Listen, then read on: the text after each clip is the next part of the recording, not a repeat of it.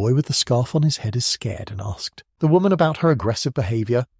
Apologising for the trap, Asuda has a sword pointed at him and says he just wants to know where he is as he arrived recently and didn't recognise the place. The Wandan says it's a forest at the foot of Mount Morga, a territory of the Jungle Kingdom governed by the local Lord Genos. But he finds it strange and asks if the woman knows about Chiba Prefecture in Japan, realising that he is not his birthplace. Notices that the clothes I fuzz have a very unusual scent, reminding him of fruits, flowers, incense, and even meat. This makes him feel hungry and aloud. Growl comes from his stomach. The woman still pointing the sword doesn't understand and asks what he intends to do. Once again, Asuda's stomach growls and Aoife asks if he's joking with her. He tries to explain and says that she smells good, especially since he hasn't eaten anything. And in starving, the boy tries to apologise and says he had no intention of stealing. Eiffel has a strange aura while pointing the sword, and as Masuda tries to apologise again, but his growling stomach is getting in the way, and he starts to think this might be the end of his second life. The sword drops to the ground. Then IFO starts to tremble, making the boy think she might be feeling unwell. The warning begins to cry, and then burst out laughing, as soon as it is shocked to realise she had been holding back her laughter, but then the warrior says Asuda must be eliminated. And when he asks why, Aoife says it's the first time she's gotten nervous since she was born. That's why he must be eliminated. The boy tries to apologise for hurting her pride and says he's in trouble and doesn't know the place. Meanwhile, the Onan thinks that he's neither from the Stone Capital nor in the Western Kingdom. She then says she'll listen to what he has to say and offers to take him to her home, otherwise she will eliminate him. To ask if it's a good idea to invite a stranger, and the woman says that if he doesn't have a fire prepared, he'll die. The boy introduces himself, but Aoife has trouble saying his name, so he decides she should just call him Asuta. The woman asks him to lean on her shoulder so they can move quickly. The offer, as soon as it puts his arm around her and ends up getting elbowed. The woman says he should only place his hand on her shoulder and asks if he's hiding a sword in his chest. Asuda says he doesn't want to do anything, so she shouldn't worry. But the one-in says that if he does want to try something, he should go ahead. She'll just be faster with the sword. They walk. Aoife says they wasted too much time and that soon a Juba will attack them during the night. Confused, the boy asks about the Jiba, and she describes all the features of a boar, which he confirms a Jiba. She asked if he saw one, and the boy confirms. That's why he fell into the trap. He realises the coat he's wearing is made from the animal's hide. Eiffel explains that her tribe hunts the animals, eats their meat, and sells the rest. Like hides and horns, she also says that because of what they eat, the people from the Stone City despise the forest folk. The boy asks why, and she says it's because the meat is tough and smells bad, and people who eat it end up smelling like giver meat. But Asuda says the scent is delicious, and since he has a good nose for these things, he knows the Jibba must be delicious. She just says the meat isn't good, but it's not bad either, and the boy thinks that's a great challenge for cooks. They spot the village, and the woman says they're arriving. Asuda asks how many people live in the village, and she explains that their homes stretch from north to south with a maximum of 500 people. She also says that travelling from one city to another takes at least half a day. A man appears and asks Fall who the grumpy little brat with her is. She tells him it's nothing that concerns him. But this Sun says that the Sun family are like rulers and asks about the boy's strange clothes and where he came from. But the one who says she doesn't care about the Sun family is just a troubled man and asks him to get out of her way. Irritated, the man demands that she repeat what she said, but she challenges him to a fight. Otherwise, he should disappear. She walks past the man who yells at her to be careful, hunting gibbers so she doesn't lose her head one day. Asuda comments that he's in no position to say anything, but at least she should get along with the neighbours. Then she explains that one night when her father passed away, the man broke into her house and tried to assault her and to defend herself. She came in with several low blows. She says that ever since then, because of the Sun family hair, she lost her standing with the people and asks Asuta if she really should worry about someone like that. The boy says she should hit him again, but she says he's not worth it, and that if any trouble comes up, she'll be the one held responsible. As soon as Stomach growls again and embarrassed, she asks if he's doing it on purpose. To defend himself, the boy says she can laugh, and she tells him to shut up. They finally arrived at Aoife's small and modest home, and the boy asks if he should take off his shoes. Annoy, she says, she'll make something to eat since his stomach is so loud. Thanks for an ask if she doesn't live with any other family. She reminds him that she told him her father had passed away, and the same had happened to her mother a long time ago. They go inside, and the huntress tells him to sit and wait. When Ifa takes off her Juba fur coat, the smell of the meat becomes even stronger, making his stomach growl louder. She asked him to hand over the sword, saying it's customary to entrust your weapons when entering someone's home. The boy hesitates, since the Santa Kamaif is the only thing he has in this world. but with no other option, he hands it over and asks her to take good care of it. She says she will and that she's not clumsy if they made a mistake.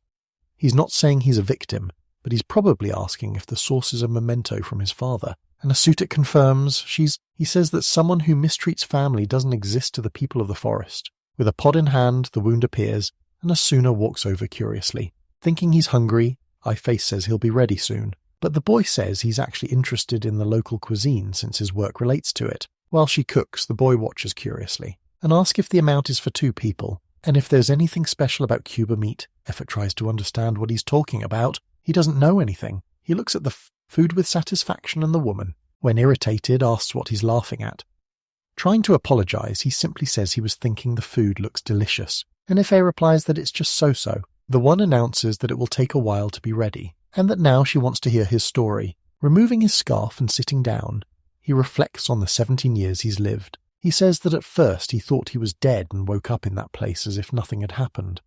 Wondering if he'd been taken to a foreign country. Thinking that might be the case, he realized everything was strange. So he asks how he can speak Japanese with her if she doesn't even know what Japan is. Then he asks her to tell him where they are. Eiffel explains that the Forest People's Camp and the Stone City genus are in the territory of the Western Jungle Kingdom, and that there are many people in the Western capital.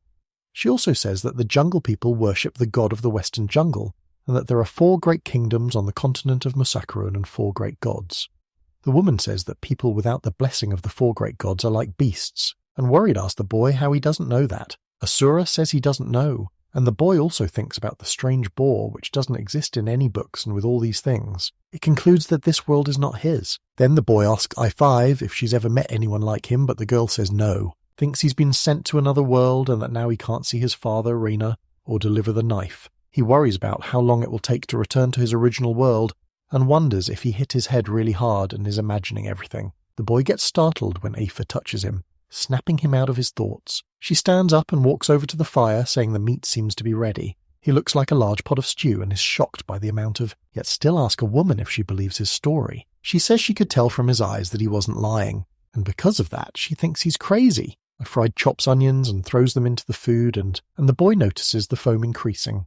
A bit sad, he thanks her for believing him, and the woman finds it strange that he likes being called crazy. In his defense, Asuda says he's happy she believed him even if she thinks he's crazy. Curious, Aoife asks what he'll do and he'll try to return to his world. And the boy says he doesn't know what to do or how to go back. He says he doesn't even know how he came to this world, so if he's a burden, she should say so and he'll leave immediately.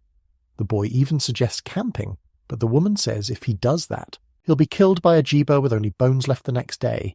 Ifri says she was seen with him by Diz's son, so it's her responsibility, and until he learns about the world and the gods he should stay near her. With that, she says that after he understands, things can end however he wants.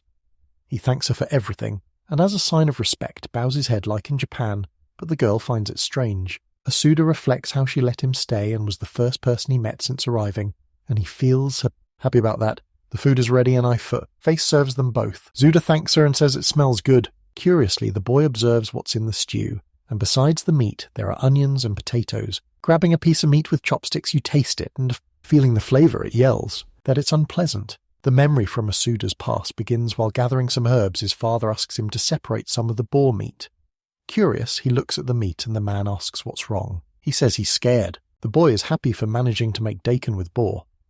Ask his father what happened to the meat, and the man explains that it needs to age for a few days. Finally, tasting the stew, he says it seems delicious and doesn't smell bad, and the man adds that the meat also has no fat. Asura is talking with a girl and she says she wants to eat daikon with meat, and the boy says he'll bring it next time. Regretfully, he says it's sad and she asks if it's not the same for the boy. Or while he sleeps, I fail as in him to wake up and punches him, and he promised not to eat for free. The one who gives him dried Juba meat for breakfast, and says that as soon as he finishes they'll head out. They now struggle to eat the meat and find its smell unpleasant, believing the bleeding wasn't done properly. While he eats, an irritated Eiffel watches him. The boy thinks about yesterday's food and meat being very tough with fat and extremely sticky. He also thought the onions were like those from shaki-yaki, but only in texture. The potatoes were like flour dissolved in water with a taste of black pepper. As you taste the food now, and you find the flavour and smell pleasant this time. Irritated, Aoife asks if he hasn't finished yet while the boys struggle to eat the meat, but he's eaten. She says they'll gather pico leaves and firewood until sunset, and the boy asks about his Santoka knife. They go retrieve the knife from a storage building, and the Suda notices the incredible smell of spices and picks up a special rummage. Eiffel finds the knife and says they need to go and that they've already wasted too much time. She asks why he's staring at the storage. The boy says he was the son of a cook and thinks about how the girl doesn't seem to care much about the taste of food. Then Asuda suggests as thanks for letting him stay, and he would like to prepare the evening meal. Eiffel finds it strange and even asks if he's an idiot, saying even a child can cook. In his defense, the boy says the food in this place and the food from where it came from are different, and she says that makes no sense. But determined, the boy simply asks her to try his recipe, and even if it's not much, it should help. With not much to say, she just agrees and tells him to do as he pleases. The boy is satisfied that at least he can cook for now. The other face says that the boy made a bold statement and that there will be consequences for acting like a child. Worry, he runs up to her and asks what she means by that while walking through the woods as soon as it observes some leaves, but the woman said that although they look similar, Pico leaves are found along the riverbank. Curious, the boy asks if the dried leaf was what gave the flavour of black pepper, and she confirms, saying she uses it to preserve meat for a month. To try to pick some leaves, but Ifuss stops him and tells him not to touch since stealing from the Morgan Mountain is taboo, explains that it's forbidden to pick leaves that Jibas don't eat, and that the mountain and forest are territories of the Western Jungle Kingdom. Eiffel also says that the Mauryan people are refugees from the Southern Kingdom and are allowed to hunt gibbous, which is why they are known as gibber eaters. With that, Asuna understands that they can only eat animals considered pests. Continuing on, Eiffel says that if they break the rules, their punishment is to have their skin stripped off.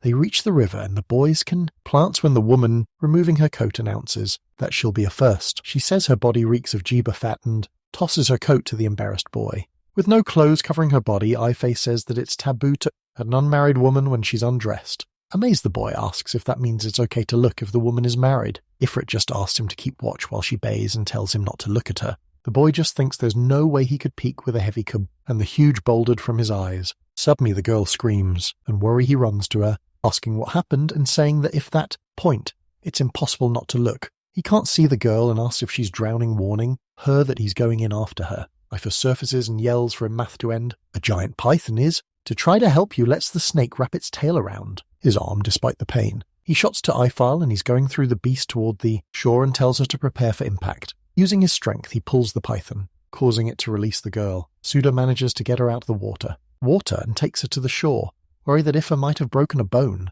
The python meanwhile slithered back to the depths of the water. He asks if she's okay, and Ifri responds that she only swallowed a bit of water. As soon as it gets embarrassed looking at the exposed part of his body and realizes he can't take his eyes off, afraid of what she might do. Panicking, the boy covers his eyes with his hands and says he didn't see anything. Suddenly everything goes dark, and hearing Aoife's voice, the girl asks if he's alive and tells him to come out. There's a dead gibber on the ground, and the girl holding a knife says the beast snuck up behind him, and then you must never let his guard down. Without taking his eyes off her, he agrees in an only face says that normally his eyes would be ripped out for looking at a maiden, but since he saved her life, she'll let it go and thanks him for saving her. He also thanks her for saving his life and then asks what they'll do with the animal. With her knife, she says she needs to butcher it. Suggests they let all the red liquid drain from the body. She doesn't understand, and Nasu explains that the meat smells bad because of that liquid in it. Anyway, they only need the leg for now, asking for the knife. The boy makes it cut near the heart, and then the liquid begins to flow out. He celebrates his success. Without much enthusiasm, Ife says they only need the hind legs, teeth, and tusks, and the boy says that's a waste. Asura explains that his way means being great for the life he takes, and he removes all the internal parts, starting with the smaller ones, and when he finishes everything, the boy asks if they can take it all home. They tied the animal in, carry it together.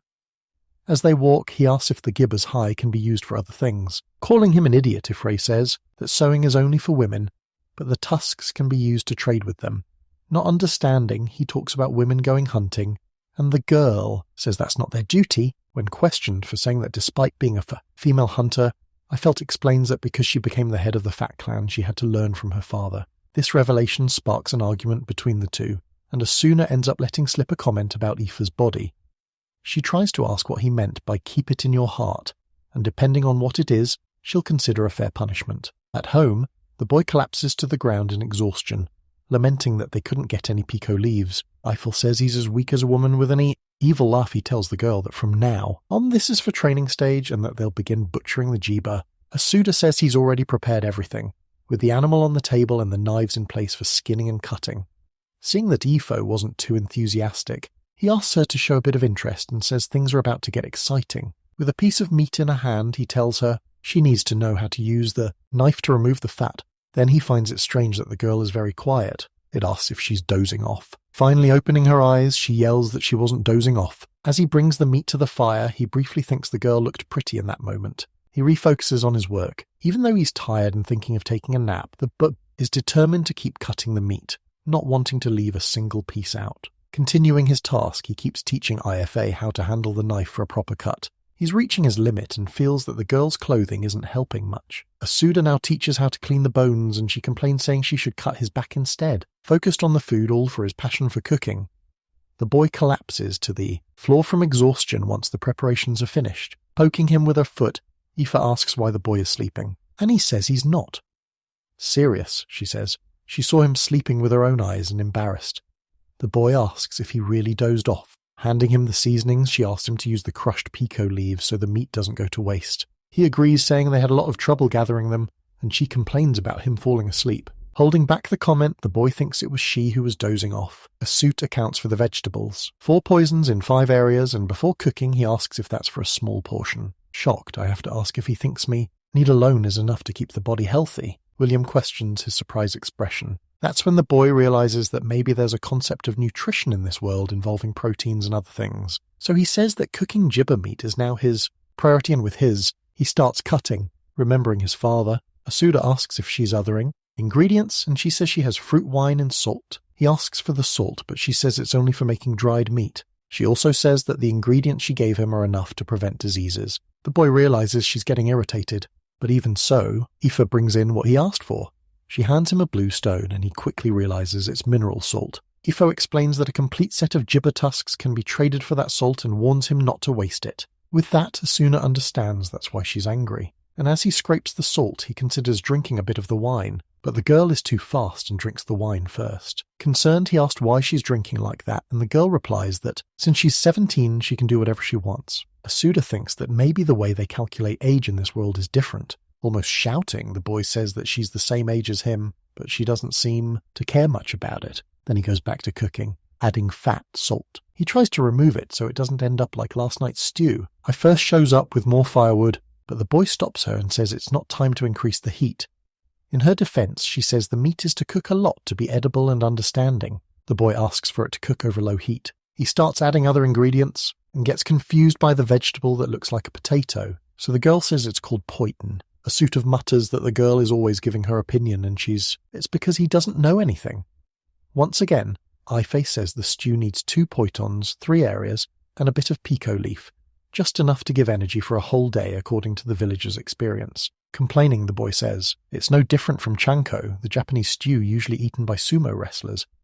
If says she's getting hungry, and the boy replies that the food will be ready soon. Returning to stir the pot, he says he's going to skin the foam, which startles the girl and she asks why. He has to do that. Explaining, the boy says it will only take an hour to do that and add the final touches, leaving Eiffel shocked by how much time it takes. Eiffel says he's taking too long to cook and he apologizes for it, but she says it's her fault for letting him cook without knowing what he was going to do. The girl throws herself to the ground in hunger, and concerned, Asura asks how hungry she is, assuring her it'll all be ready soon. Declaring he'll make a great meal, boy adds a little picote leaf and fur.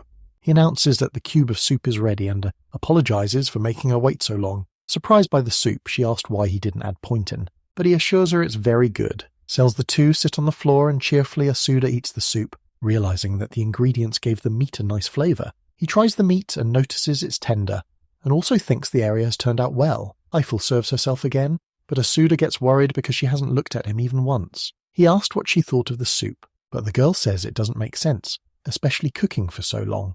The huntress says that to her, thing necessary for survival, but then she surprises him by saying it's clearly the taste of a delicious meal. Satisfied, the girl said, it said that food should make a person happy, and that she could feel his passion for cooking.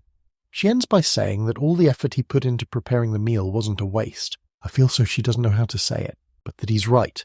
The food is delicious and asks him not to make that face. Suddenly the boy starts to cry. He thanks her and thinks that he wants to be known and have his existence accepted.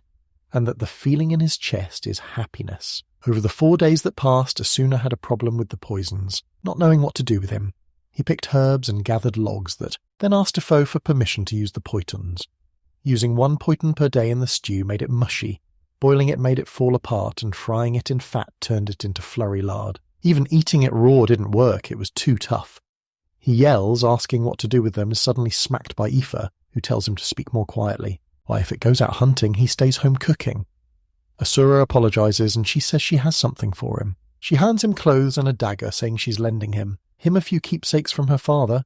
Since it's something important, Asuna asks if it's really okay for her to lend them, and she says it'll help keep people from laughing at him when they cross the river. She says if he wears white clothes, he'll have to stay outside, but he replies that without spare clothes, he'll be naked while he's dry. But he thanks her, and says he'll use them carefully, and Ifrit tells him not to do anything stupid like walking around without clothes. Then she asked if he found a way to cook the poisons. Asuda says he hasn't figured it out yet and think about reducing the poisons. Once again, when talking about how to eat Juba meat, Ifra says it's a way to avoid getting sick. So the boy notes that she must be healthy because of her meals. Asuda thinks about the amount of nutrients one should eat, and the 3 essential nutrients, amino acids, vitamins and minerals. With that he realizes a connection and pretends that areas like onions and that 1 ingredient is missing. Curious, she asked what he figured out, but it's... Suta hugs the girl and says that thanks to Aifi, he found the answer. The boy's conclusion is that poitom is a type of grain that he believes the girl sees it as a carbohydrate, an essential nutrient for sustaining life. But to hand when eating it, it tasted like flour. Taking a guess, he thinks about testing it to see if he's right. And with that, he decides to create a dish using potent, and his idea is to turn it into a dry flour. The boy thinks about how to prepare it, so he cooks it in a little water until it becomes a paste, then leaves it to dry in the sun. 1 hour later, the dough is completely dry and hard, and he gets the idea to crush it into flour. Asura then lights the fire and adds the flour, thinking that if it worked, it should become sticky. As he stirs the pan and hopes for it to get sticky, he wonders if Aoife would allow him to try something different. He goes to her and informs her that he's going to make a new dish, and the girl simply replies for him to do whatever he wants. Aoife is lying down in a different pose, and Asuna thinks she's about to get angry. Smiling, he says he decided to try on her father's borrowed shirt and ask the girl if it looks good. But she simply replies that it looks terrible. Discouraged, Asuda thinks that in this state there's no way to talk to her, so he just says he's going back to cooking. Grabbing the ingredients, you notice is that the pico leaves preserve the meat well for 5 days, Juba meat and the other vegetables. The boy uses the fact to fry the areas, and once ready, he mixes them with the meat and sprinkles, a bit of mineral salt. Meanwhile, Aoife remains lying down. The next step is the pointon extract, when she pours on top to hold everything together. To adjust the heat, the boy takes small portions and tosses them back and forth between his hands. It throws the battered portions into the pan to fry, and at the right moment adds the chopped areas along with the fruit wine. Then the boy covers the fried patties to smoke them, reaching the final steps of his recipe. Suddenly Aoife appears, startling the boy, and he asks what she's doing there. In response, the huntress says that since it's her house, she goes wherever she wants. Asuda thinks maybe she found it all interesting. Back to the recipe, he removes some of the fried patties, placing them in a bowl, and since his hands are full, asks the girl to hold it. The hands are another bowl prop. In the pan, he adds more areas to the mix of meat juice, fat, and fruit wine, and begins to stir. The young man announces that he'll pour more sauce over everything, and asks her to bring the bowls closer. Asuda pours the sauce on top and says the Cuba burger or Juba burger is ready. Mentioning the poitons, he steps out, leaving I fucking fused that, returns with a prepared dose and shows them to her, leaving the girl even more puzzled. The boy says he toasted the flour dissolved in water, and it turned out similar to okonomiyaki, adding that they need to eat it quickly to not lose the flavour. After saying a prayer, he says it's time to eat. Ifa finds all of it strange, and the boy thinks she's mumbling something. Asuda explains that the kind of bread has no taste, and that she should mix a piece with the meat. The young man finds the sauce amazing. The sweetness of the fat, the flavour of the meat, and the strong smell of fruit wine are delicious. Satisfied with his creation, he decides to name it Juba Burger. He says the best part was toasting the puiten, which used to be very hard to eat, and he smiles very pleased with his dish. The knifer asked what he's laughing about, and the boy realizes he's screwed up by not paying attention to her. As soon as she asked her what she thought of the meal,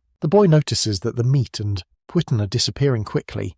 Meanwhile, sitting down, Ifro chews the food and after swallowing says it's delicious. Asuda is happy with the answer but asks her to elaborate more. Warren gets him no along with a slap. Kneeling, the boy is confused by her reaction and says that if it's because of the hug, he's truly sorry. But Ife simply replies that he talks too much and if she doesn't want to say more, he should accept it. This leaves the boy even more confused, and she turns her back to him, asking him not to look at her. So Asura accepts that her saying it's delicious means it really is. A little burrow opens the door, asking what they're eating. She says she smelled a wonderful scent of meat, and wants to know what the white thing is. Aoife tells Rumi Rube to get out of her house and says she warned her not to come over anymore. Vanasuda realizes that the two of them know each other. Still, the entrance of the house. The girl says it's been so long since they last met, and yet Aoife is already bullying her.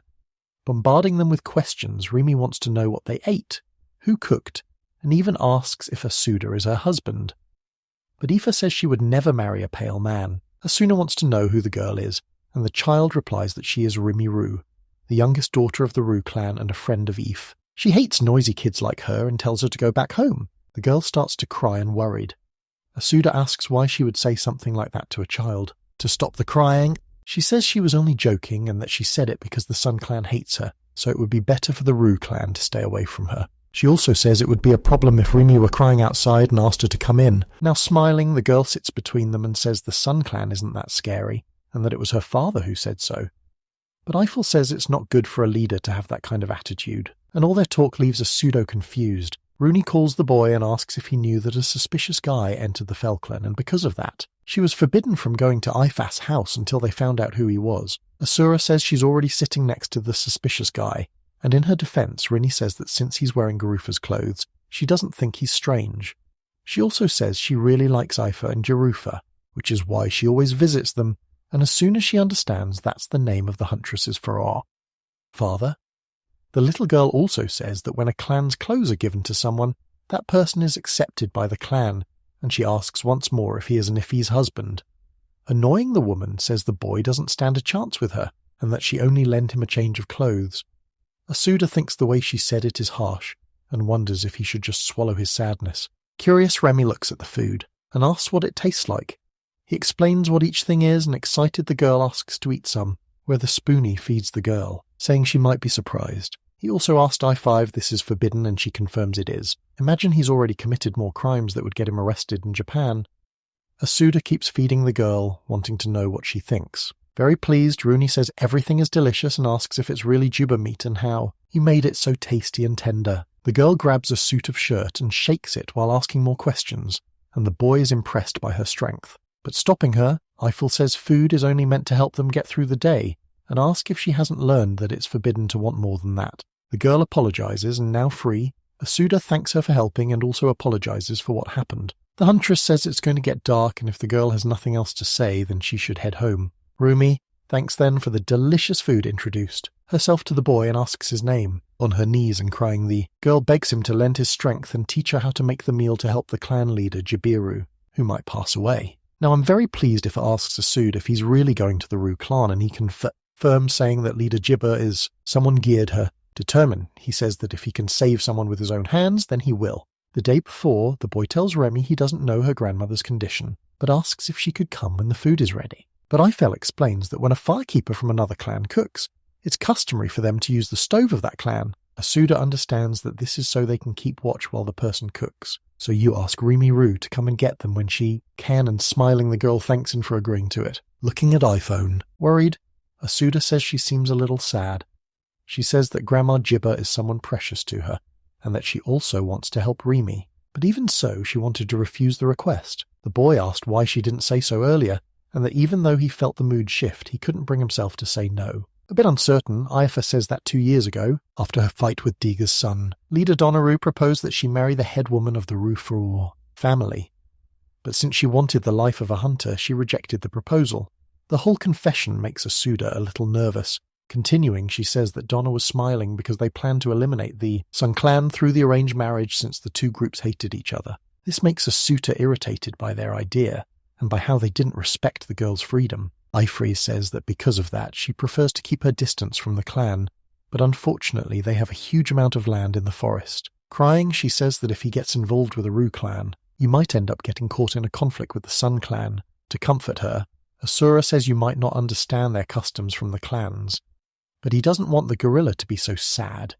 He says he only wants to see the smile of his saviour, and the girl makes an effort to smile a little. On the present day, Rimiru arrives very early, and still apologizes for making him wait. but Asura asks her not to be so serious and says he was there as promised. Packing things into a cloth bundle, he says there are many preparations to be made. Walking through the village, the boy notices that the houses are very different from Ifaz. Rivia explains that there are 13 family members, but since there's a baby, they'll only be cooking for 12. Worried, the boy says he was told he'd be using the clan's utensils, but wants to know if there's enough for 12 people. The girdle says yes and asked, I fell for her knife. As soon as it asks, it's okay to hand it over. And Rimi says he'll do it too, as it's a custom to entrust blades to another clan. The boy remembers Ifa had said that and feels reassured that at least it's only while he's preparing everything. Then Ruby announces that she brought guests, Ifa from the Falkland and Asuda. Everyone from the clan comes out of the houses and the surprise is the boy, while the huntress says the only woman in the family she knew was Rimi. The girl introduces Tiedemann, wife of the former chief, her grandmother Vina Rue, and a young woman named Rana. The name catches the boy's attention, reminding him of the Rena from his world, and how he didn't keep his promise to make hot pot with Borfa. He also thinks of his father and how he left him alone feeling,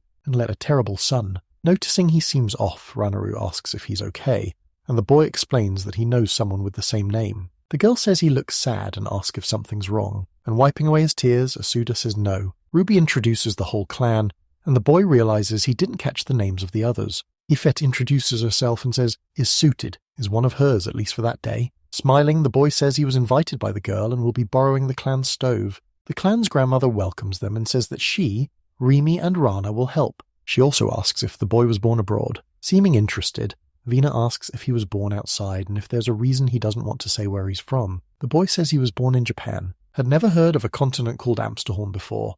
Though it's hard to understand, he wasn't born here. Vina becomes curious about a foreigner who doesn't know the place and ended up in this continent. Soon, Rimi appears excited and calls Asuda over to show the stove. He's impressed by the stoves, one for cooking meat and the other for boiling. The boy is satisfied with the stove he'll be using. Reina shows up and asks how he's going to make soft Juba meat, if he's not going to boil it, and whether he brought something different with the meat.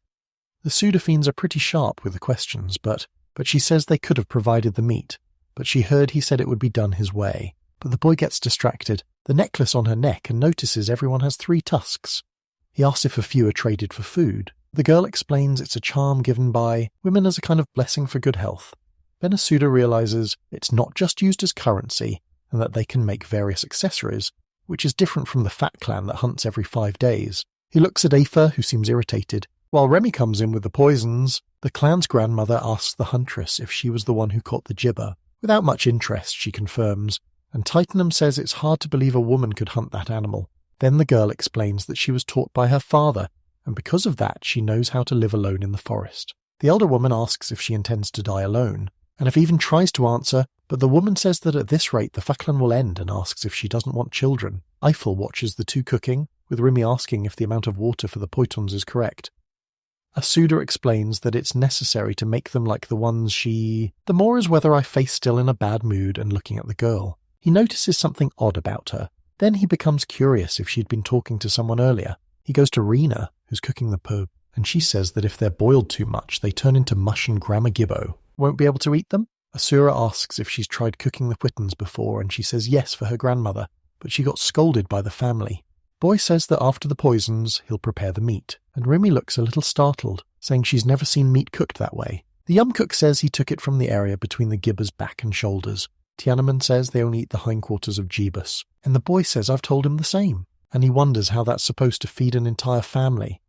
Then the elder explains that the men hunt 2 gibbers per day and throw the rest into the ravine, so the forest dwellers won't eat it. She says there's a mutt nests in the ravine that returns the soul of the gibbos to the forest. Hearing that, the boy asks if it's really necessary to throw the entire remainder into the forest, and the elder says it prevents the weak from finding it, because they believe it could lead to giving birth to someone without honour if they ate it. The boy thinks that's just another overly strict tradition, with the dried point and dough ready. Asuda says the next step is to cut everything into little pieces. Remy thinks it's fun, and when she tries to cut another dried poitan, the suitor takes it from her hand and says it'll be used for something else, and that he needs to prepare the areas. He says he needs a lot more and asks the girl to take him to the storage shed. Then looking at Afe, he asked if she's going to help carry things. Entering the storage, the boy is surprised by the amount of supplies calling in a food treasure trove. Rain of hands over the areas and offers another ingredient, but the boy declines, saying he doesn't have time to learn how to use it. Ifres seems curious and looks around every corner of the storage, and when Asuda imagines, she must understand how he felt seeing it all. With everything they need, Asuda says they should head back. A voice yells, asking who left a Juba in the middle of the path, and I felt it looks uneasy. He really greets her father, Donda, and says he arrived early that day, and the boy realizes this is the man who proposed marriage to Ife. Very irritated, the man asks Asuda if he's the foreigner staying with the Fae clan, saying he's even weaker and paler than he heard. Even scared, realized. This is the guy who hurried far in the booth. The man says that Ifav, besides dishonouring the Ru clan, now comes to his doorstep with an outsider. Angrily, Donna asks the girl if she wants to stay in the clan's honour even further, in their defence. He tells the man that she had explained they were cooking for Grandma Juba, and that he had agreed. She then asks if he doesn't want to help the elder.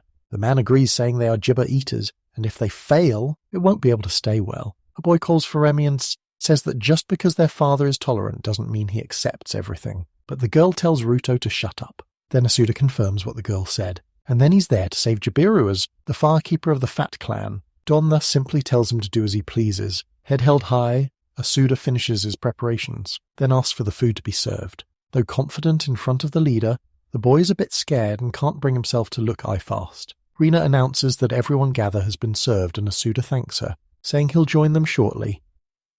Asuda walks toward the group and trusts them. His fate to the wind. He meets Jibiru, a very frail and wrinkled old woman. The members of the Ru clan make a gesture unfamiliar to Aswade, and speak of blessings from the forest and thank the firekeeper for their vitality. Surprised, he remembers Ifa doing the same and thinks maybe he didn't care it then, but she must have been giving thanks in the same way. With that, the boy thinks that despite being different from him, these people are still human, and that despite their customs, they surely want to protect their families. With the dish in hand, Rima offers her grandmother the food made with Juba meat, using a spoon to bring a bit to the elderly woman's mouth. Jibiru chews a little and stays silent, worrying Asuda and Rima, who ask what happened. Shanna says it's just a pile of disgusting meat munt food, trembling Grammage, but tries to stand, and her granddaughter begs her not to strain herself. This makes Donda complain even more, saying the old woman is also angry with the firekeeper, surprising everyone by standing up, Graham. Magibus says the man is always like a child, acting as if nothing has changed. She says that just because he doesn't like something doesn't mean everyone has to dislike it too, and then he's acting like a child. Her granddaughter asked her to sit down slowly, and the elderly woman apologizes, saying she shouldn't be doing things that aren't appropriate for her age. She calls for Asuda, who introduces himself and asks if after eating they can talk, and the boy agrees. Rana continues feeding her grandmother, and Jubaru says that thanks to she remembered the past before they were first people, when they lived in the southern jungle. She says they used to share fruits and lizards, and with the war the forests were burned down and they had to move west. Without the benefits of the mountains, many were killed by gibbers, and when they finally managed to hunt one, the meat wasn't good to eat. Grandma Juba says that gibbers are tough and rotten, and if she had to keep eating that, she thought it would be better if they were wept out. So very grateful, she thanks the boy for reminding her of the pleasures of eating and embarrassed. The boy says he did nothing but teach how to prepare it. Because of that, she takes her necklace and gives the young man her blessing, something precious given by the clan. To help him, Ifo whispers that he should accept it as it's a reward for his efforts, that each family member also gives their blessing, leaving the boy's hand full of gibber tusk necklaces. But Donda says not to let it get to his head, as he doesn't care what others said, because to him the boy made him eat poison. You're afraid the boy asks if it was all a failure, and wants to know what kind of punishment he'll have to face. But calmly, Ifes says that since he was already blessed, he should just ignore the threats. She was about to say something, but Jamaru calls for her. The elderly woman says she's grown so much and asks her to come closer. Touching her face, the woman says the girl she becomes very beautiful and looks a lot like her mother. With tears in her eyes, the girl says she ignored her for so long. But Jubaru says it's alright and that they'll have enough time to talk. Asuda is happy with the conversation, and Ruto calls him, saying it's late and asks them to spend the night there. Outside, the young man looks for the vacant family cabin they gave him, but they all look the same. He thinks about how Ifa seems to be at ease and looks at the bag with a bit of food he was given, feeling happy, but understanding that not everyone shares the same taste preference, and despite those who gave him their blessing, it was a bit embarrassing as an apprentice chief. He's still thinking about what Dondis said about his food being poison. Suddenly the boy gets startled, turning even paler. Vina is there and asks what he could possibly be doing and stammering. He tries to answer that he's not doing anything. Then she asks what he thinks about having a private conversation. The boy is confused and she says it's a talk she can only have with him. Finding it all strange, Yasuda thinks she isn't a bad person, but he worries about what kind of conversation she would want with the foreigner whispering in his ear. Gina asked if he doesn't know how life is outside the forest and the world beyond. The boy starts to sweat nervously, and she tells him not to make such a serious face since it's a secret. Then the girl says it's not something for now, but when the right time comes, she'd love it if you remember her, and then she leaves. This leaves the boy deep in thought about the outside world Vina mentioned. Maybe someplace far from the forest and not his original world. Then iPhone appears, scaring him. The boy asks if she's finished her conversation, and she wants to know what he was doing there. He explains that the houses look alike, so he got lost. Obviously, she says that if they told him to use a house without a resident, he just had to look for one without a light. Give him an awkward smile, he says it's true. And as they leave, he whispers about being eliminated in a locked room. In the morning, I finish ready for the day and tells Asuvik it's time for them to go hunting, and his only response is to ask when he fell asleep. Concerned, the girl asks if he's feeling sick. He says he's fine, and the huntress tells him not to push himself since he's done so much. She also says she still needs to properly express her gratitude. Falling to the ground, the boy says she's being an angel, and it felt like he was being called to heaven. Eiffel calls out to him and he replies it's just insomnia. Asuda thinks about the night when he couldn't stop feeling anxious, while I first seemed fine, all because of Donda saying his food was poison. He thinks about the possibilities trying to understand since he used only ingredients they themselves used. The boy thinks there's no point in worrying since he fulfilled Rumi's request and helped resolve some of Eif's problems. Frustrated, Yosh refuses to accept it, remembering he's the son of the firekeeper chief of the Falkland and more. More than that, he loves to cook. He understands not everyone will like a dish, and that's okay, but the tomato went too far by saying it's poisoned. Trying to figure out what to do, the boys. He stays exhausted on the ground, unable to get anywhere. Ifra tells him to rest a bit while she discusses a few things with people from the Rue clan, but Asuda thinks getting out for a while might help, so he goes with the huntress. He hears the men's voices and wonders if they're going out to hunt. He also remembers they didn't give him any blessings and grows curious about why. Ruto calls him, startling him, and he remembers he did receive a blessing from him. The young hunter asks if he's looking for the women, and sheepishly, Asuda says yes. Ruto explains that the women went out to bathe. Asuda asks him to repeat, and is shocked by the confirmation. Then Ruto asks if he doesn't know where that is and offers to take him to them. That leaves a suit of panicking, denying it's Sir Times while imagining parts of his body being torn off, and Aoife agreeing because he broke a taboo. But Ruto grabs him by the shirt and drags him along. Even in full panic, the young hunter asks why he's so shy. When they arrive, the young hunter says the bathing spot is behind the gate and gives him a few pats on the back, causing the boy to fall inside. Upon seeing the girls while they're bathing, Asuna collapses to the ground in faints. Aoife shows up complaining that the girls said they wouldn't go take a bath, and then she sees Asuda lying on the ground. Rana says something is wrong with him, and the huntress asks them not to get too close so she can do something to help.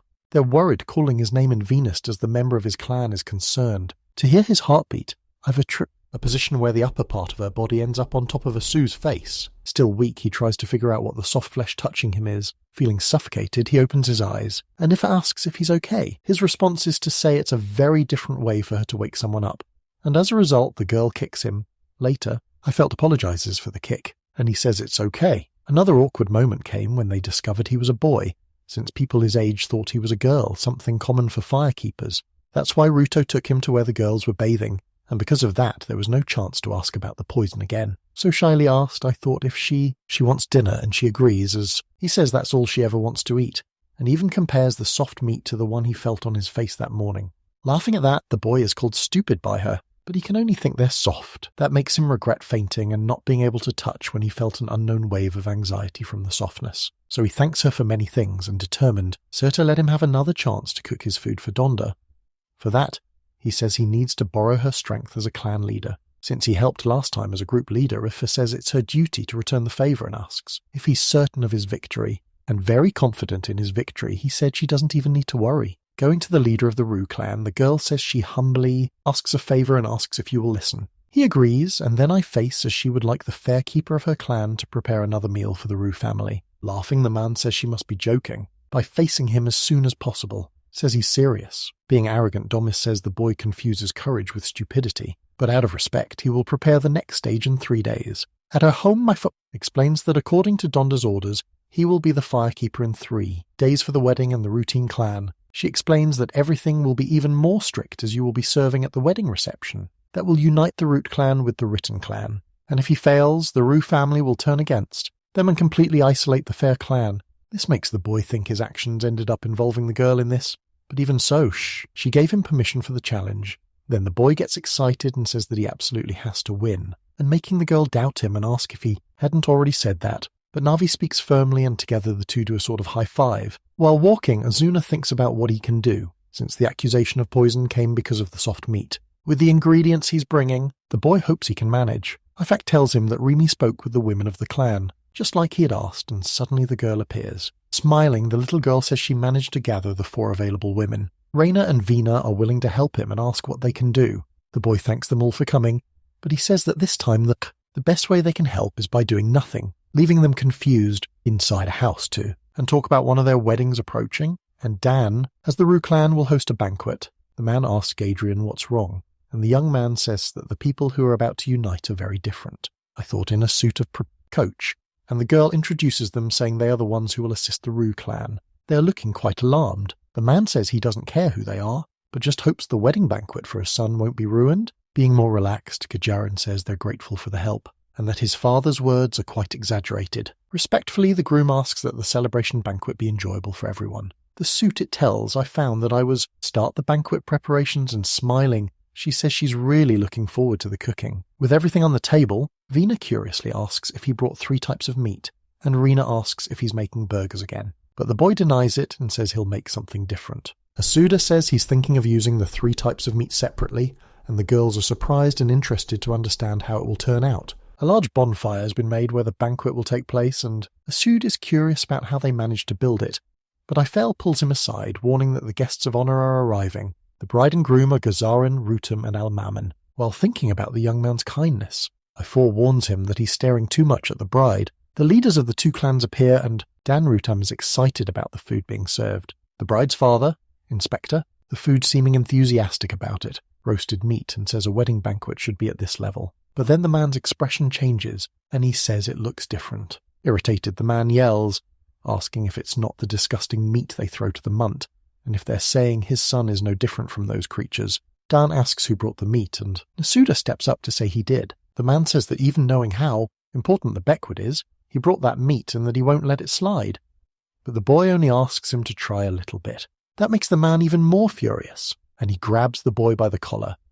To explain, Masuda says he understands where the anger comes from, but that he thought of the dish because Gajarin asked for something everyone could enjoy. Suspicious Dan asks his son, who simply confirms it's true. He says that if it tastes like mutt meat, he'll judge it on the spot. Alpha grabs his sleeve as she silently prays that the people of the Fae clan are listening. Remy Holes ran it back, who wants to protect the boy. Dan begins to eat the 3 types of meat, which disappear very quickly. Won over by the foo, the man says. He really enjoyed it and demands they bring him more. Asud is surprised by the sudden change in reaction, but Dan shouts again for him to bring more. Not believing it, Donda asks if he's being serious, and the groom's father asked if he's not going to try something himself. Still not wanting to admit defeat, he simply replies that he thinks so. Then the leader of the Rutum clan declares for the banquet to continue. Meanwhile, Asuda apologizes to the girls for having to help him carry the dishes. Vina gets his attention by saying that her father is finally trying to meet. As soon as he is amazed to see Don eating his food, and noticing this, a man asks, "That's what he's staring at." The young man simply replies that this time, the leader is eating without complaining, but Donna surprises him by saying, "From a distance." Remy calls out that she's not working. However, the boy is curious about the answer, and Dharma explains that he's a hunter, and needs to hunt Juba for himself and all the family members who can't, and for that reason, they must maintain strong teeth to eat properly, but if they eat tender meat, their teeth feel weakened, so that's why he says the meat from the last meal was like poison. Donda says he thinks the food this time might help keep their bodies the way they are. Once again, Remy tries to get his attention, asking him to listen to what she has to say, but he asks the girl to wait a moment. Asuda says you can't eat dried meat, and then he used the firmer meat from the chest for them since it's like what they're used to. Meanwhile, the lower back and the upper shoulder meat were for Remy and the others. Curious, the man asked why he would do that, since food is only meant to sustain the body. With shining eyes, the boy says he doesn't need a reason, and that, as a chef, having people together and enjoying the meal is what matters. Donda says that's where he draws his pride from, and removing a single tooth from his necklace, he hands it to the boy, saying he'll grant a blessing for just this food, that really throws herself onto a suitor, knocking him over, saying that he forgot about her. Vina says the girl is very playful, and that being a firekeeper got her all excited. Rimi then asks if they're going to roast more meat or if they can start eating. Rana says that little girl was the one who worked the most. Surprised by that, Donna asks what that means. So Asuda reveals that he only brought a cooking idea, and Vina adds that they were the ones who acted as firekeepers. The young man says the food is something the Rue clan can make at any time. He also says that both Je, Ruba and Rudo and the whole family can enjoy it. He made something for everyone to enjoy. In a better mood, Dantel. The man not to make such a gloomy face. Asu asked Rimi if there's any more meat, and she says no. That's why she came to ask him. Embarrassed, the boy says there's no more meat, and Donda asks what Asuda thought he'd do if he came asking about meat. Dan tells them to join the banquet, for a conversation, under the night sky illuminated by the star. I fought, and as soon as share a meal, the boy asked the hunch if she's angry for him not paying attention to her, or because there was no hamburger, but she denies both. Then she reveals that during the banquet, for a moment he made her feel proud, but she ended up getting frustrated by that. He asked why she would feel frustrated since feeling proud is normal, and she says that as the clan leader she still ended up pulling his feet. The boy thinks it's not great that she feels that way, so he calls out to Ifat. Holding out his hand, he says that this time he wasn't able to do it alone, and that the only reason he's there is because she accepted him into the clan. Ifat takes his hand and together the two raise their hands, promising to give their all as firekeeper and clan leader. Kazaran grows curious, wondering what they're doing, and none of the others understand either. Meanwhile, Asuda and Aoife compete to see who raised their hand higher. Says that for his service she was thinking of giving him something and ask what he'd like. Throwing himself to the ground like a child, Asuda says he'd like the fluffy blanket. But Aoife says it belongs to the Rue clan and she doesn't have what's needed to trade for it. He says he was joking and only said it because it felt like she wasn't joking. Then he brings up the Rue clan's storage and says they need something useful, and he'd like to find a way to get his hands on those things. About it, Iface says they're running out of fruit wine, and that she usually trades gibbet tusks to get supplies from the Rue clan, but she says she can't really call it a gift. So she says that the next day they will go to Geno's, the trading city. Eiffel separates the Juba tusks for the trades. With the idea of buying supplies in the city, Asuna got very excited. By having to cross the bridge was his first big challenge, as there was no other path. Even so, a new path was good for him, and being able to see the horizon helped calm him down. Soon, if I announce that she can already see the city, the girl announces Genos, the trading city, and it's already possible to notice the difference with the tall buildings and many different people. Asuda finds it strange that so many people are wearing hoods, and comparing his appearance to theirs, he doesn't feel all that out of place. He looks curiously at a woman, and Maifa asks if something's wrong, but he just says they're simply different from the forest people.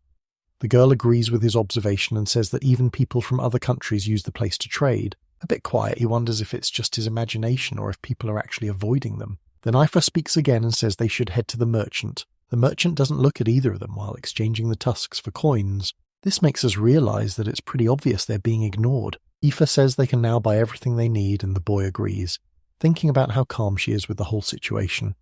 At least he's starting to feel excited again and says he wants to buy a lot of things. But the girl says she can't afford that kind of luxury. After that, the two go buy the ingredients, and at every stall they are also ignored, even though IFA seems unbothered by it.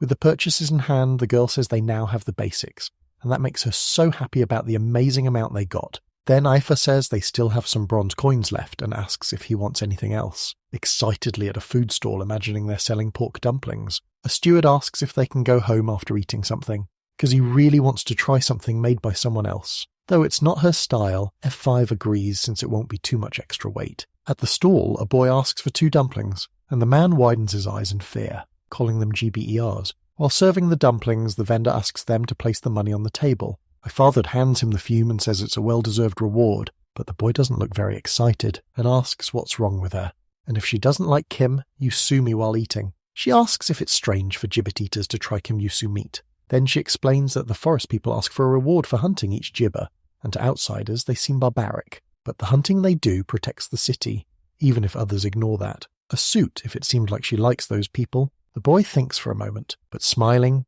Ife says she also doesn't like people from the capital saying they're too loud.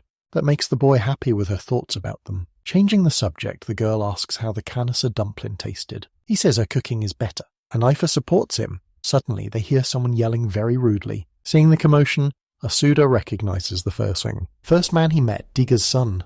The man asks the little girl who bumped into him if she's not watching where she's going. Meanwhile, the city folk ask if fighting isn't forbidden and someone else says to call the guards. Seeing all of it, Ifai says she still knew and only knows how to respond to cruelty with cruelty. Shibara is one of the vendor's sticks, and even with a suit, at trying to stop her, she simply asked him to take care of the bags, using the hook of the staff again against his throat with her improvised weapon. The girl tells the man to leap, or she'll use it against him. One of the couldn't figures watches and thinks the girl is really cool. The guards finally arrive and want to know what's going on. Then Digger says that Aoife attacked him in the guard. Seeing her with a stick asks her to explain herself. Even though Asuda tries to say that Aoife didn't do anything, the girl only says she wants to return the vendor's stick ready to approach the guard. Suddenly a man appears and says he saw when the drunken Digger bumped into the girl, and that just as he was about to kick the child, I first stepped in and used the stick to stop him. The little Brull agrees with the whole story. And with that, the soldier says that there was no fight and asks everyone to move along. Aoife returns the staff and as Suda asks about the witness who defended them, she said she allowed to offer her services to him.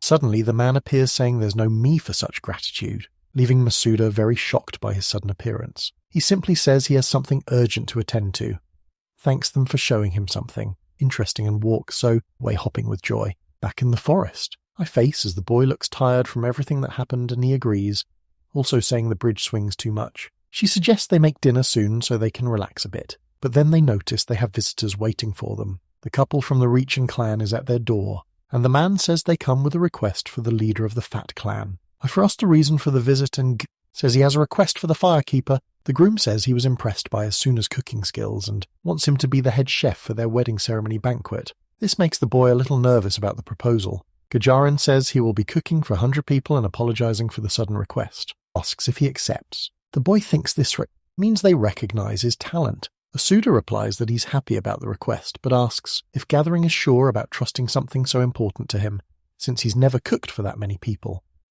Then he asks if he can have a few more days to prepare and gather information about ingredients and everything else he can. A couple looks at each other and Gajarin agrees, says he'll be waiting for his answer, leaves Asuna worried, thinking about the size of the kitchen he'll need, as well as the ingredients and people to help him. iPhone calls out to him and in a very soft voice, says she's proud of him, but the boy didn't hear and apologizing, asks if she said something. Then she declares that he doesn't have to do everything alone and that as the clan leader she will help him. Confused, Rasuda says she seems so serious and thinks that hunters are the type to do everything alone. Annoying, Aoife asks when exactly she looks angry, and the boy says that she is right now, but that's not what he wants to say. Then he surprises her by saying that it's because of her that he's here, because she accepted his stranger under her protection, and she's the reason he's come this far. Once again, softly, she praises the boy, saying it's because he made her acknowledge him using his own strength. Asuna apologizes for not being able to hear her clearly, and then she admits that his cooking is worthwhile and that you should trust in himself. Moved by her words, he thanks her. Sitting on the ground, checking the ingredients, Asuda says that for 100 people, it's better to have several dishes.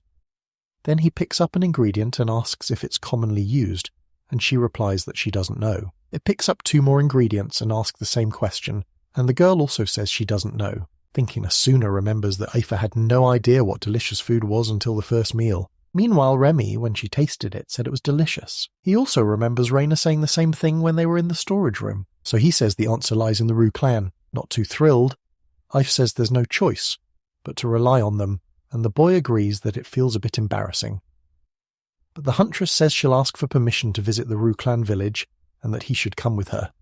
The boy agrees, saying that's what's expected from a leader. At the village, Rana says she already knows about the ceremony, and that they don't need to worry because her father already gave permission. Then she asks if Asuda is going to be a head chef. While Asuda feels awkward, still unsure of his decision, I find it a surprise they already have permission. The boy wants to know if, since the banquet will be held there, the food will be prepared there too, and Rihanna just says she thinks so. Asuda then says he remembers that there are 4 stoves and wonders if they can make a meal big enough for 100 people. For such large portions, Rana thinks it would be good to make Deba point in an area soup, and asks if the 4th grill can be used to grill meat. He agrees. Asuda thinks they can create a dish that could feed 100 people. The boy talks to Rina about when they were in the storage room and she offered him some ingredients, which surprises her that he still remembers. But out that he says he has a request. You'd like to ask a few questions to the women of the village.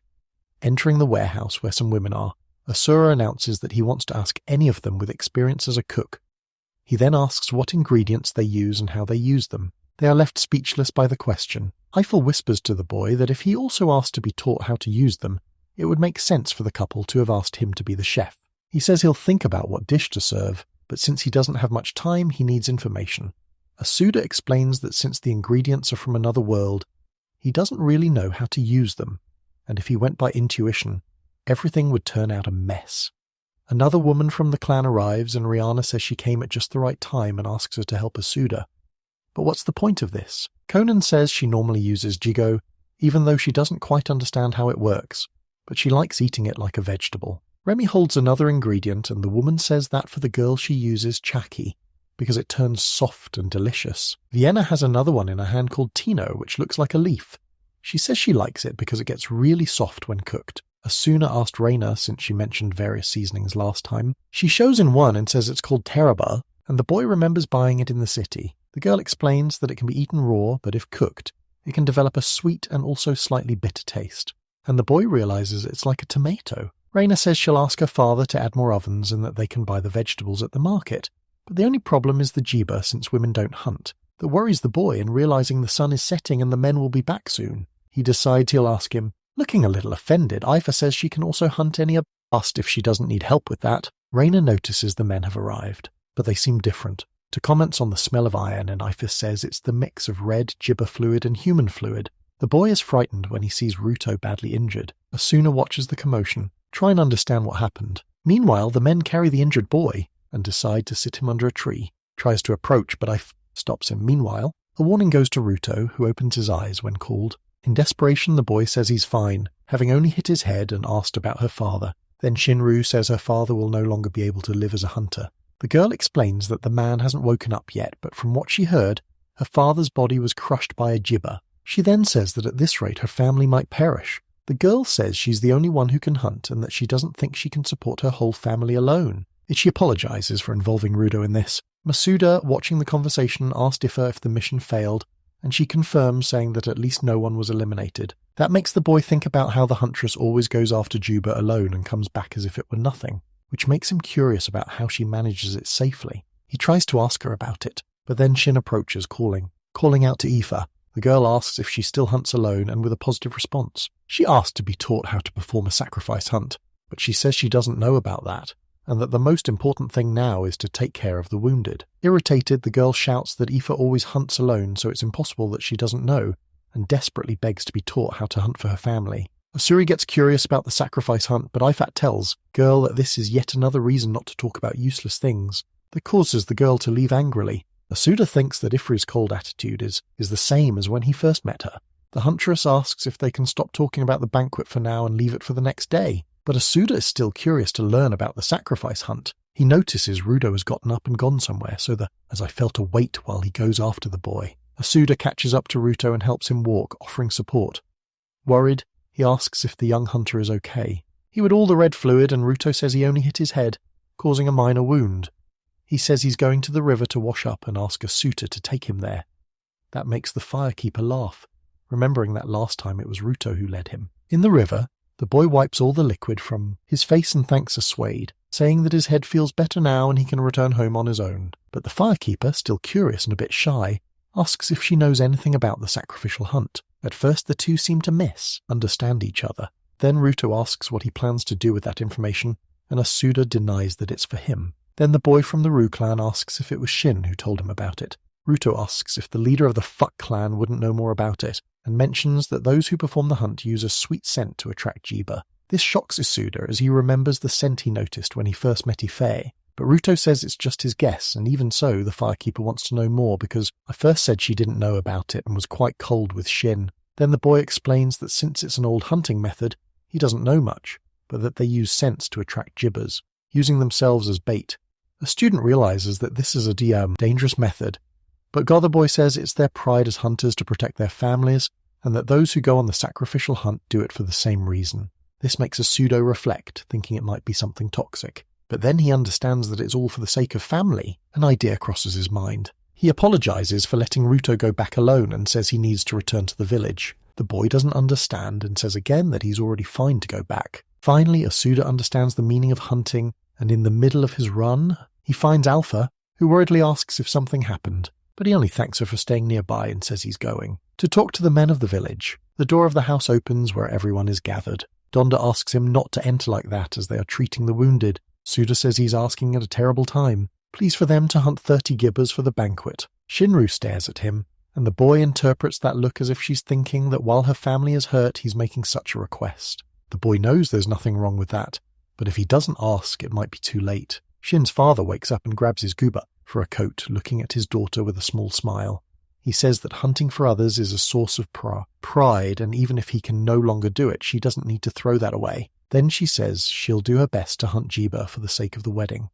Kira is the man to ask if she's sure about what she said. Then Donna decides that the men of the Ru clan will hunt as many gibbers as needed. Very happy, Asudith thanks them, understanding how much these people value one another. Confident, the boy says he'll make the best food for the wedding banquet, all for the sake of the families and the people who chose him. Days pass and Asuda is preparing the banquet. He's surprised to see the meat cuts made by the men, and one of them says everything became easy once the boy taught them how. The hunters managed to get the 30 gibbers and also drain all the red liquid from the bodies and cut them the way the boy taught. But not everyone approved of his method for cleaning the meat, and so Danda said that even if only one family was pleased, things would be done that way. He's about to ask the women to prepare the vegetables when Rimi shows up calling for him. Very excited, the girl shows the women and says they brought the vegetables from the city as requested. Seeing the quantity, thinks it's perfect for the 100 people, and tells the women he's counting on them until the banquet's over. Rooney calls a suitor and says they still haven't used Taraba, asking what they'll do with all that was brought. Then the boy says he's thinking of using it for a new dish. Afa notices strange movement among the men and looking from outside the kitchen. She sees the people from the Sun clan and wonders what they're doing there. Worried, Asud asked if Diva is there too, and whether it'll have problems if he starts a conflict, so If says she'll go check and ask him to stay there on the ground. There's a slain Juba, and one of the sons says they only came to bring a gift for their place at the banquet. Donda asks if they really call that gift, and it justifies that they didn't have time to prepare. But then the leader of the Ru clan says he didn't invite anyone from the Sun clan. Donda asks them to clean up their gifts, since his clan doesn't have time for that, and then tells him to leave while still holding back his anger. A small smile, Diga asks if the Ru clan is going to be rude to the Sun clan now, saying they're only here to help with the wedding preparations. The leaders stare each other down, and while Ife's approach, visibly irritated, she spots something that looks fake. It is odd and calls out to him. Digger blames the Ru clan for not inviting them to the banquet. Asuda calls out and asks what the man is doing there. The boy angrily asks if he was the one who did that to the Jiba. Digger asks what the problem would be if it were in who the boy believes he is. The boy grabs the diva's coat. We asks whether the man realizes what he did and whether there are people in the forest as well. The man punches someone in a horror suit and falls into the meat table, sending everything crashing to the floor. Others watch as I angrily fed approaches, but the boy stands up and grabs. Steve is wearing a fur coat again, demanding the man apologize to everyone in the Ru clan. Again, the man knocks the suit down. The timing of the kick. I called out to him, worried, but it's... Donda holds the boy back, leaving him confused by the man's actions. The clan leader asks the boy to step aside and says he'll handle it. David wants to know who the boy is and demands an apology. Dotna says he is a guest of the clan and the man replies. This makes an apology even more necessary. Losing patience, Dana warns that if he keeps talking, it will be taken as a declaration of war by the Sun clan against the Ru clan. Digger is shocked by this. He tells Madei to return the Cuba, and the man complains about having to do it after all the trouble of hunting it. He does what he was asked to do. Eiffel calls out to Asudo. Someone is trying to save the meat for the banquet, and Ruto asks whether what is on the other table will be enough. The others help search for more meat and ask the firekeeper if it can be used, and he says it can. Asuda says confidently he will replace the lost meat and not let everyone's efforts go to waste. I can feel him watching everything, very proud of the boy. Donna surprises her by mentioning Asuda. He says the boy looks like he was hurt earlier, possibly with a twisted ankle and another injury, and he will check him later. Surprised by the question, she hesitates and says it's all her fault. Donda says that if she had been the one to talk to Diga, the situation would have been worse, since she and the Sun clan don't get along and should avoid conflict.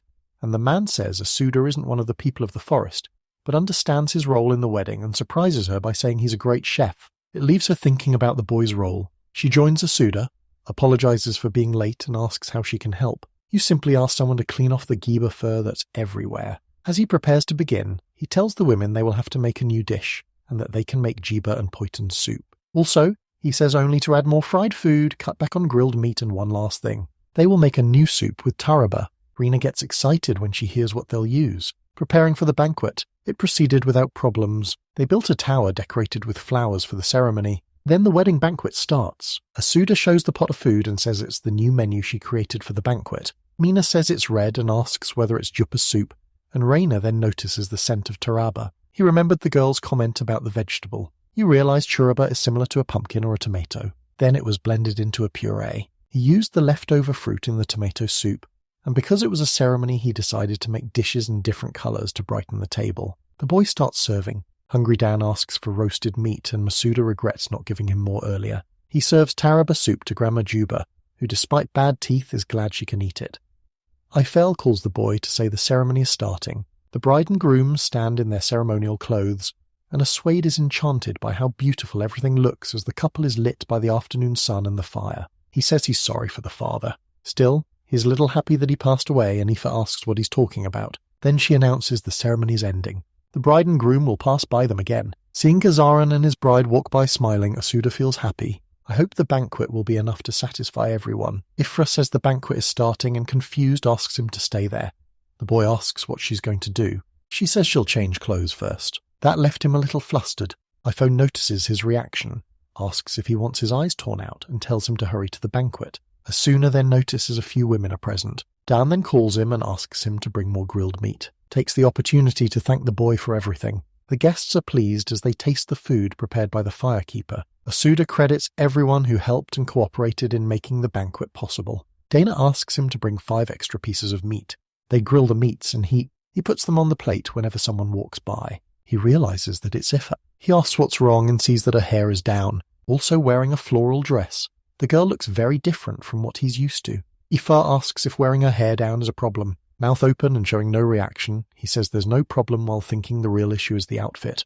Dan yells at his muse for getting cold, and dressed her in a suit of leaves without saying anything more. He thinks our usual outfit is impressive, and the new one is striking in a different way. The boy hands the meat to the man and notes the man's outfit. Dan says the women are privileged to wear those dresses only at the banquet as if they represent flowers. Alongside Ifod, the other women wear similar outfits. Asuda asks if they represent flowers, and Dan explains again. It focuses on marriage and starting a new family. He also says it's important to include people from the forest who are happy to take part in the events, and he encourages Asuta to enjoy himself too. It's the wedding ceremony of the forest people, and everyone has gathered around the huge bonfire.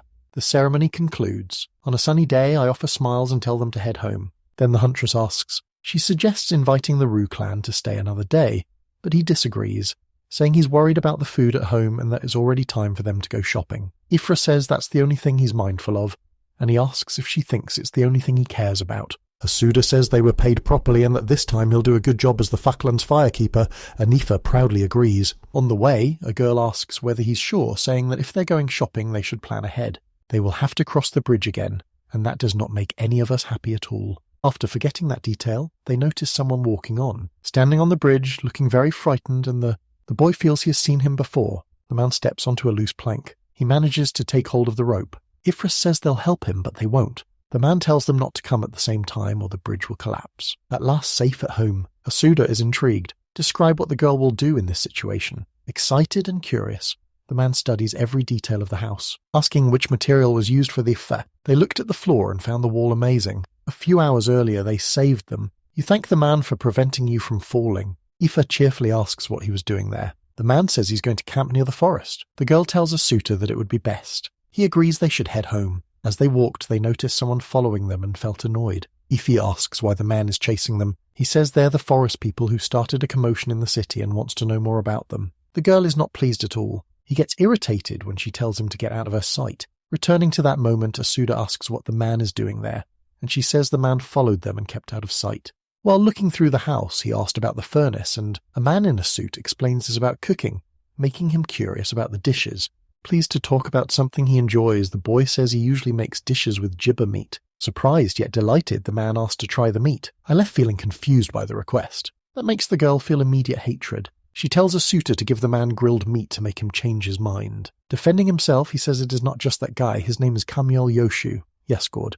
Asuda asks what that means, and he says his job is to escort important people on their journeys. Breaking away, he says the people of the forest are descendants of the southern people, and that he is very interested in them, adding that not everyone deals with gods, and that those people are called the Northern Whirlwinds. Asuda goes to prepare the Juba meat and the man grows curious. When it's ready, the man is amazed and says he feels honoured as a citizen of the West, and the boy reminds him the meat will get cold, with the addition of a hand. Ifa watches as it starts chewing the meat. He stops and the girl thinks exactly as expected. Since it was expected of someone from the capital, he must have hated it. Instead, he surprises them when he says the meat is delicious. This is his first time eating something like this, and he asks if the clan will keep the meat secret just for him. Aoife is very serious, and Asuda believes she's starting to get irritated. Then the girl asks if that's all. Standing up, she says he hasn't tried the best Juba meat yet. Yoshu grows curious. With a smile, she says it's a dish called a hamburger, sparking the man's curiosity to try it. The moment she realizes it, she wants to eat it herself,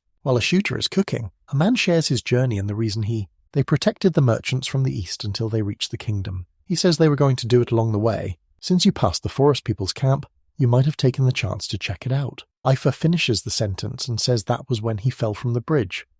The girl says she understands their reasons, but has no intention of welcoming people from the stone capital. He replies that he knows trust isn't built with words. Carrying the dishes, Asuna apologizes for interrupting and says the hamburger is ready. He says there wasn't much time, so he only made a small serving of poutine and some pan-fried vegetables. Salivating, the man asks which one is the hamburger and what each item is. An annoying Ifet just tells him to eat and stop asking questions. After saying the prayers, Asuda tells everyone to start eating. After tasting the ground beef, the man's eyes. It widened, making both of them uneasy about it. Reaction: Aoife asks what he did, and the boy replies that she shouldn't question him as if he'd done something wrong. The man suddenly starts moving. He throws himself to the ground, crying harder, saying it's so soft and tastes so good he can't believe it's Juba. Both stood speechless and showed no reaction. Yoshu says he knows the stone capital's cuisine and can't understand how the boy made such a good dish. He tries the dry point and makes an ass of himself. If it really is a potato, calming down, he apologizes for getting carried away, asks whether the forest people eat that every day, and Asuda says he does not know if they do. Aoife joins the conversation and says he has nothing against the man who introduced these methods. Asuda feels a little embarrassed for causing it, and the man asks whether Asuda is not part of the forest people, saying he really does not look like the others. A boy whispers to me asking what you should explain now, and she says you should just say whatever comes to mind. Shaking with desperation, he says he came from Japan and suddenly found himself on the edge of the forest. This does not make him very happy. He asks whether the boy is an immigrant. Aifat tells Yoshu the boy's origin does not matter and it will not change the taste of the food. He goes quiet for a few seconds, seconds it and agrees. Aifat tells them to go back to eating and surprises at Suda, saying the hamburgers were not enough, and the boy says he made several, so Yoshu takes the chance and asks for a little more poutine. They say goodbye. The man says he was warmly welcomed and is grateful to have learned more about the area around the forest. Aifa is satisfied and for Asuda just asks the man to be careful on the bridge. Kamua Yoshu then says goodbye to the two. Aifra says the man feels like a hurricane, and the boy agrees as he remembers the man's... There is a suggestion that he opened a stall in the city of Shakuba. The man repeats the offer and wakes up. I'm asking if you are unable to wait. While chewing dried meat, he says he couldn't do anything because it was scary. She asked if he had dreamed he was crossing the bridge. He says he dreamed that Kamua Yoshu was chasing him. I found that strange. Says it's really scary and asked if you... Again, he's been thinking about the stone capital. Taking the opportunity to confirm, he says he also thought about the boy says it was a bad joke to tell him to open a shop in the stone capital, and I ask whether that is a good idea. Unexpectedly, Asuda says that the left. On their last visit, she called them a bunch of bastards. She says she didn't mean it that way, and he asks whether she hates the place. Ifra says it's slightly different from hatred, but they're obsessed. Confused, the boy asks, almost pleading if it is about money. She asks if it was not like that the other day. According to her, they can buy ingredients with jibba tusks. The girl says they can only sell jibba tusks for now. Excited, she says that if Asuda sells jibba meat, they can turn it into a trade item, eat hamburgers, and gain several advantages. The boy says he can see her interest in the idea, and I have had to argue with her, saying that meat will bring prosperity. She adds that people will be able to buy more points in areas without collecting tusks, reducing deaths from malnutrition. Asuda thinks the conversation got too heavy and is apologizing. He says he'll step outside to ask the others more clearly. Finally, Korn and Redham told him this. They did the same thing, even if the people in the capital looked down on them. Eiffel tells the boys, in pain and asked to just go to the I already have capital. He asks if they'll find Yoshu at the inn, and the girl says they can only find him there if he crossed the bridge. When they arrive in the city, Aoife asks him to watch the pedestrians. The boy notices that despite different skin tones and other features, they all look irritated. He notices some people don't care about him, and wonders whether that attitude is linked to their race. Boy also worries whether selling chips and meat there will be a problem and thinks their ignoring him would not be a good reaction, and he is also concerned about a forest dweller having a stall there. If I suddenly say that she found it, He asked if she's talking about a forest bowler's stall, and she asked what he's talking about. She says she found the Nkama Yoshu Sahibi staying at, trying to escape as soon as possible. He asks to go home, and Aoife pulls him back, saying that if he goes back the trip will have been for nothing, and she knows he'll just stay home procrastinating. The boy greets him and asks if he is a suitor. Confused, the firekeeper asks who the man is. The boy says he is Lido, a disciple of Yoshu. Asuda feels sorry for the boy because he doesn't understand why. Leto asks them to go up to the second floor to meet his master. The boy says they were invited, but the man did not come. He will take them to his room. Leto says he believed he was already awake and he apologizes for the situation. Asuda tries to leave, telling them to let him sleep, but Aoife pushes him. Entering the room, they find the man lying on the table in a very strange position. Asuda freezes in fear, convinced the man has been taken out, while Aoife finds his stance majestic. The boy tries to wake Camilla and has to knock him off primarily he came to wake the man. Those he calls, "Here is the old man again." Asuda asks if they can go, but, unsurprised by Camilla, no one says they must talk business. This leaves Asuda confused. The man explains that opening a shop in the city requires paying rent. He says it's worth about 10 Kimu meat buns, equal to 10 red copper coins, and he'll take 10% of the sales. But the boy can only think about the buns, and the man asks if he has eaten them. The boy replies only once, and Kamua says they set up the stall over there and that it's a famous product, then tells Asuda that Jiva meat would compete well with them. Still, the boy worries that people won't buy that kind of meat. The man says that as a taster he is sure others will like it. Asuda doubts it because he cried after eating Jiba. Leto asked the firekeeper if there was a problem, but what Suda is he thought he had heard something like cameos somewhere before. The boy then asks Aifa if he can talk to someone from the forest people, and she agrees. This lets Kami know the proposal remains pending. Dan says it's nearly time for dinner and asks what Suda wants to discuss. The boy says he only wants his opinion. The man brings up dinner again. Right after the boy finishes speaking, his eyes full of emotion and happiness, Dan asks if a Suda king would ask him to try a new grilled meat. You mean that it's not that the boy cannot speak well? Struck by Dan's expression like a beam of light, Suda prepares dinner and Noba says this is the same grilled meat recipe. The boy wonders why he even came. As they eat, Afa nudges the boy and he notices his chief growing irritated. Gadgeron finally asks Asuda if he's worried about the discussion from the other day, and he agrees, saying he wants to hear Dan's opinion. The chief warns that selling the meat in the city will be like fangs and horns. It does not carry the forest's blessing, so it is not taboo. The boy worries that people might not like his food. Chewing meat, Dan says it's ridiculous. It's hard to believe anyone wouldn't appreciate how delicious the food is. To wrap things up, Gazarin asks whether the rest of the conversation should just be a Monday Fat clan. Because it's very late, the two remain in a room prepared by the routine clan. A student is shocked to discover that there's only one bed, and the woman asks whether it's really a problem for them to sleep together because they're from the same clan. An I-5 steps forward and thanks them for the room despite their son's visit. The girl touches the carpet and says, as expected, it is soft and high quality, and Asuna cannot understand how she can think about that. Already sitting on the bed, she tells him to lie down and asks if he dislikes all that softness. Blushing, Asuna asks whether you should request another bed. She says he likes comfort, but he should give up because it's not their house. He's trying to say it's not that. Fact tells him to hurry and lie down. Masuda lies with his back to Aoife and tenses up. Sensing she's very close, calling out to him only frightens him more.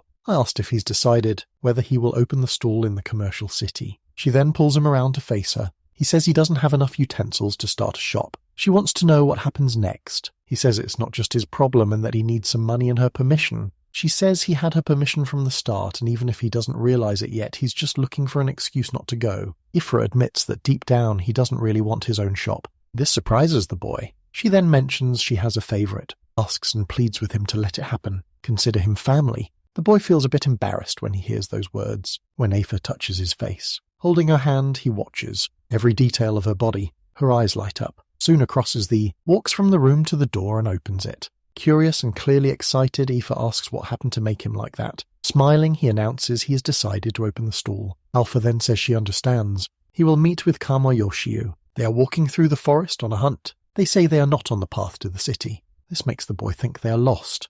Asuda then says they should go home to decide what to sell. Ifra doesn't say anything else to him. At home, the suitor attempts to diss ideas for using the jiba meat and, of course, related items. She says it should. He tries to argue but gets cut off. Insist on having hamburgers. His only option is to prepare them. Iface says the food looks smaller than usual and she asks whether she can eat now. Excited, she volunteers to fetch the wooden spoon, but Asura asks. He asks her to wait. explaining that if they open a stall, he won't be able to provide enough spoons and plates for everyone. She asks what to do, and he tells her to eat, using her hands. At first she finds it odd, and when she tries to pick it up, something happens. The meat feels very hot to her, then starts tossing it from one hand to the other. His suitor is worried, so he says maybe hamburgers might be a little hard for her to eat. Still, she denies it and throws it away. She put the meat into her mouth. The meat is still hot and the juices start to drip. Then the boy replies, maybe Humbert. Asuda touches the point and Mullen. An idea forms in his mind and says it should be easy to eat, so let the Kimyu meet the bread. Wrapping the meat in the drive point with dough, he gets a little messy. The girl asks if he did it on purpose, and he says he'll clean it up, handing her the meat wrapped in poitin because she had asked her to try it. Anxiously, he asks for her opinion. A little disappointed, she says it's good the juice doesn't spill, but the pointin is too hard, and it would be better to have the hamburger and the pointin separately. Impressed by her honesty, Asuda thanks her for it. They then said the sauce wasn't enough and the texture was bad. Soon, with a cloth wrapped around his head, he says he could come up with new ideas using the ingredients he has. The huntress simply agrees as she eats the rest of the meat. After a while he says he's finished, and I Pretender asks whether what she sees is edible. Removing a piece from the douche, she chews it and looks happy, and as soon as she understands, she says she's easy to read. Yafra then says that with this he can defeat Kamua Yoshu, leaving him a little unsure what she means. Then Kamiwa asks if the sample of the item he plans to sell is in the bag. Red-faced, the man still tells him to serve it quickly. As a formality, Asuda says Kamwa disgusts him. The man says he was just joking and asks to see the food, the box where it is stored, and hand. She hands it to him, and Kamiwa notices it's still warm. He grabbed the hamburger surprised and asked if this is the same jabami he had before, but he notices that it is red. Asui explains he cooked the meat in tarapa sauce and placed it between Tino and Aria to improve the texture. The two look at each other. Then Cameo tastes the meat. He reacts the same way every time he eats it. They even offered some Toledo to try. Smiling, the boy says the crunchy texture and tender meat taste great with the sauce. Asuna simply thanks them for enjoying his new creation inspired by the American hamburger. Curious, Kanua asks what the food will be called. Feeling inspired, he says he will be called the Giba Burger. Then he asks if he can use it to run a stall. The man says that the owner of the stall, one of the Kim Yuen lends one, impressing the boy, and he asks whether it was really that easy. Asuda says the next step is deciding how much to charge, and Kamua says he'll leave that to him and let him manage the shop as he likes. The man says that whenever he wants to open the store, all he has to do is say it and the young cook thanks him. Masuda is pleased everyone says his burger is delicious, though he's a little worried about the growing popularity of Cuban meat. Seeing Cameo's reaction, he realizes the man is actually very worried. Suede sits outside back in the forest.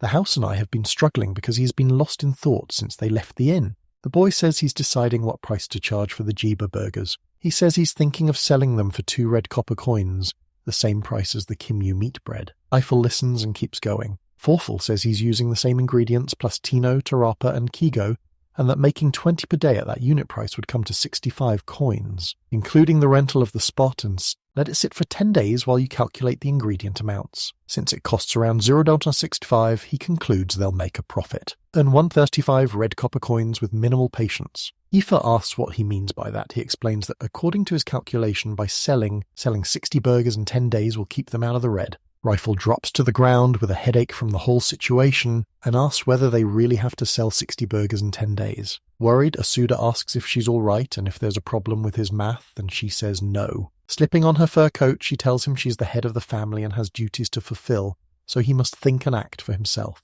Curious, Asuna asks where the girl is going. She says she's going hunting. He says she's always been this way lately. Help him with the stall, so he understands that if Aoife can no longer help, he'll have to handle it alone. Asuna knows he'll have to cook, serve, and transport everything. Seeing his discouragement, Aoife asks what is wrong. He then tells her she's a hunter, and she feels slightly offended. To solve it, I'm afraid it says the Rue clan has people interested in the stall and he should talk to them. Asuda lies on the ground as the door slowly closes, worrying about talking to the Rookland. Ina steps in after overhearing the conversation, and confirms the rumour about the stall is true. Asuda says the girl would be good at sales and invites her to join. The girl says she wants to know what he plans to sell at the stall. Asuda says he can tell her what is best to show. Curious, she studies the table of ingredients and the boy. He explains he'll mash the gear, use it in the potion, then bake it. Demonstrate how to do it by tossing it into a bowl. The burger ingredients will be prepared there, he says. Judas says he's going to make tarapa sauce now and needs to blanch it, peel it, drain the water, and add fruit wine. Stirring the pot, he advises seasoning it with mineral salt and herbs as it cooks. When the tarpaulin softens, the sauce is ready. He wants the burgers made small. They fit in the hand, which impressed Vina. Then he instructs us to cut the arriontino into strips and lay them across the large pointon. Place the burger on top and pour the sauce over it. He then explains that you should place another point on top. And with the burger finished, he says the lesson is complete. Confused, she asked if the lesson was finished, and Asuda urged her to give it a try. She takes the first bite and begins chewing. Surprise crosses her face as she swallows. Venus is happy and says the point is very soft and the gibbermit is the perfect size. Asuda explains that using grated jigo brings out the point in this soft texture. Hearing her opinion makes the boy very happy. Pointing to the ingredients on the table, the boy says he has all of them and the utensils. They'll need twigs for the fire next time. He then asks if they can carry all of it and does so calmly. Vina asks why they couldn't do it if that's all. It makes the boy remember that in the world, he's extremely weak. She asks what's wrong and he says nothing. He says that in 3 days he'll take everything to the capital and rent the stall, and he asks Vina to come the next day. Night had already fallen when Eiffel arrived.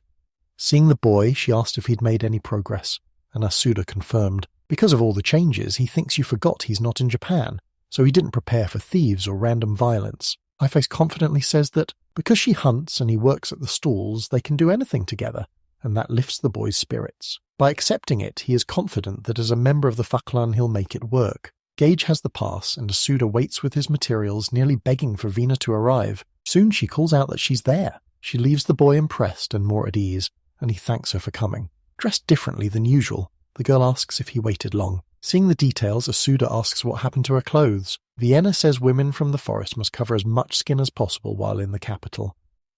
The boy grows thoughtful, realizing that even though it's more hidden than before, it's still worrying. Suddenly Vina remembers and says that when she mentioned going to the shop, another person wanted to come along. Surprised to see Ruto, Asut hears the boy ask whether it is a problem for him to come and serve as an escort. Vina teases that he came only because he heard a suitor is opening a shop. Annoyed, he defends himself by saying he came to help because he had free time. Ruto adds that if Asuda is left alone, he could be attacked for being poor and become an easy target. A little offended at being called poor, and Service Asuda nods in agreement and asks the hunter to help carry the supplies. Then they head to the stone capital, planning to, across the path and over the bridge. Rudo and Vina act as if nothing happened. The firekeeper collapses to the ground, exhausted. She's fine, and tells both of them they need to go to the commuter shop to get a tent. Surprised, he sees the tent, and Rudo asks if he's okay. He says he'll carry the tent to the chosen spot. The scene leaves the boy stunned, as if he had died and found himself in an unfamiliar place. He remembers his father even though he can't speak to him. Asuda says proudly that even though it's small, at last he has his own shop. Hearing it again, he tells Rudo to grab everything and get ready for the opening shot. Dragging the tent, the forest people draw stares from city dwellers who wonder whether they really plan to open a shop. It makes your suit slightly uncomfortable to wear. Forful realizes they are staring because it's someone like him rarely opened a store. The Moys are surprised to find the rented spot far from the main street and the other stores. Asuda tells them to begin setting everything up. If it is stolen, please be aware the boy watches with his comp. Despite differing opinions, he's determined to face this challenge. Asuda asks to start arranging the wooden boards and answers Ruto that they should take 5 or 6 to the back, while Vina asks about leaving the areas there and confirms they should keep the burger and grist separate. As he asks for the pot, he says it would be nice if they had a box and wonders if he could borrow one. At last the shop is set up and feeling very happy, Asuda thanks both of them. He looks at his shop with pride and thinks this wasn't his achievement alone, because without Ifa and the others he wouldn't have succeeded. No one arrives, making the boy a little worried. He suggests someone placed an ad, but Vina reminds him they were told. This is prohibited. When preparing the burgers, as soon as ask Vina to place the areas at that point. Suddenly a man approaches and Masuda is happy because he thinks the man is a cuss. The customer is left standing, but the man turns away, making the boy seem suspicious and a bit disappointed. A student wonders where the people who watched and opened the store went, and he messed up. They think even Ruto on guard duty looks bored. He worries that he won't meet his goal in 10 days. At this rate, the firehouse might not last much longer. Determined to stop that from happening, he asked, apply Vina the same way to the remaining ingredients. When it starts to spread, draw another. Heads up, the boys. He's so focused he doesn't notice anything until Vina calls him. Several people are standing at the stall and it was surprising to realize they had been drawn in just by the smell. One of them says it's Juba meat. This led some people to walk away, saying they thought it was something else. They tell him they won't buy it, leaving the boy very disappointed. Assuming it will be the same no matter how it's prepared. Only forest folk accept Jibbermit. Vina calls him again, sounding more excited than last time. The hooded men ask for Jiba, Asuda tells them the price as Bull watches the dark-skinned men who always walk in groups and wear suspicious-looking clothing. Handing the meat over, he wonders whether the man will eat it. One man takes a bite of the Giba burger while another watches. Morphid men gather wearing a suit of, discovers they're not from Xenos but still doesn't know who they are. He watches the first customer, who eats the entire burger. The boy pays attention while talking with his companion. Can't make sense of their reaction. The man catches him off guard by asking for 7 more portions. Still frozen, his attention goes to Vina. Someone says the men want 7 more, and the boy realizes their reaction was an evaluation. He serves the burgers sold for 14 red copper coins. Vienna celebrates selling 8 burgers. Suda was excited but unsure why. People's opinions of his food, meaning at least 8 out of 10 attempts sold. Suggy says he will manage the sell. Everything centers on today, but time keeps moving. No one else comes. Vienna says that despite it being lunchtime, no new customers have arrived. The moment it sees the 2 remaining burgers and realizes how hard selling is, Leto suddenly appears, and Asuda notes it's rare to see him without a cameo. The boy says his master is very busy. He had to come alone. The firekeeper asks what he has come for. Leto says it's a bit disappointing, then he remembers his mask. Gita Burger lies in bed, surrounded by piles of work, crying. Pulling the coolings out of his pouch, the boy asks for the fuck. The food excites Asuda because now he only needs to sell 1 more. Surprise him by asking for 1 more. The firekeeper stood speechless, convinced the boy was an angel. And so the shop got through its first day safely. Back in the forest, Asuda thanks them both for their help, and Venus tells him not to worry and says she will help whenever he needs. Opening the door carefully, he enters the house and, moving back toward Ifa, who is seated. Smiling, she says he was quick. He believes he wasn't because the day is already over. She asked if he had managed to sell all 10, and the boy replied that they somehow did. Ifa tries to figure out what he means by somehow. Then Asuda remembers that without Kamua he would not have managed. He asks whether the men in white cloaks come from a northern province. She says the visitors are probably from northern Shumu, here to see the shops, and asks if anything has happened. Asuda says they just came, bought his burgers and left. She finds the story interesting, which leaves him confused. She then explains that the Shimmers do not hate Jabami. This was probably the first time, idiot, with that as a person of the forest, she knows it changed how some people. Seeing their food, she says it's wonderful. He makes the suit happy and thanks her. Ask why he's thanking her, but he changes the subject and says he'll start preparing dinner. The incident began the next day. It was raining. They try to protect their belongings. Mina says that when they arrived it was very sunny, and Asuda just hoped it would pass quickly. I think the Shima people might not come, but they can't. Kamiwa appears and asks if he expected Liko again, as he did the day before. Asuda says he didn't think about it himself.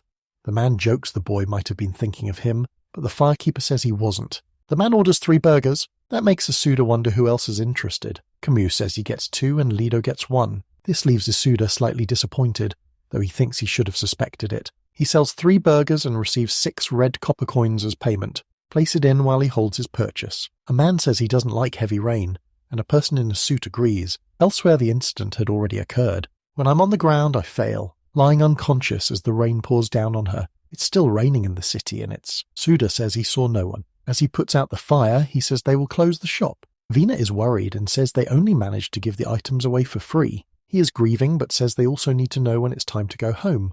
Rudo appears and asks if he's leaving. The suitor apologizes for forgetting him and for making the boy carry everything back, and Ruto says he doesn't mind but won't cross the mountain while it's wet because he thinks it's dangerous. While they travel, the hunter keeps warning Asuda about the precautions he must take. The firekeeper tells them to move in a line, with Asuda in front, Vina in the middle, and Ruto at the back. The hunter then asks whether he knows what happens if someone slips, and Asuda thinks it is better than falling alone. Agreeing with Rudo, he says he'll do his best. Already walking. Thinking they are close to home, he steps into his foot size. He never admits that footprints frighten him, and asks Ruro to come to him. As the young man approaches, he says someone may have fallen and is asking what they should do. Ruto says he'll check and tell the 2 not to move, and the firekeeper hopes nothing bad has happened. Be careful, Lady On. The hunter goes down and immediately notice someone lying on the ground, calling. The moment you drop everything and come over calmly, the firekeeper freezes with fear, imagining the only reason he would be called that. Asuda walks over and finds her collapsed on the ground. Ruto says it looks like she fainted. The firekeeper lifts A5. The young hunter asks him to wait for the townspeople's help, but to turn. He won't leave her behind.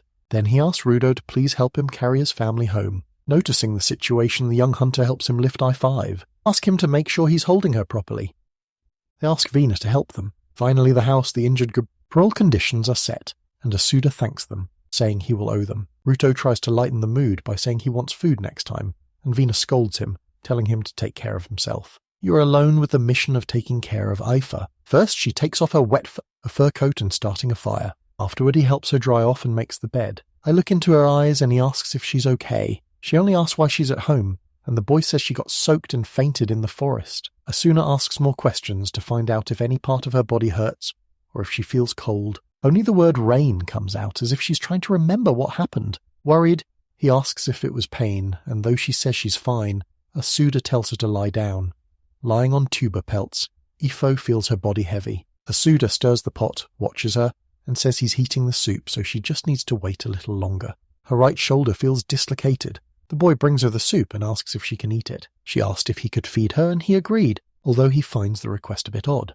Without another word, she sits up. Masuda helps her eat, and he feels a little nervous. He believes he's only taking care of her and nothing more. After finishing the soup, she asked him to apply ointment to her shoulder, which shocked the boy.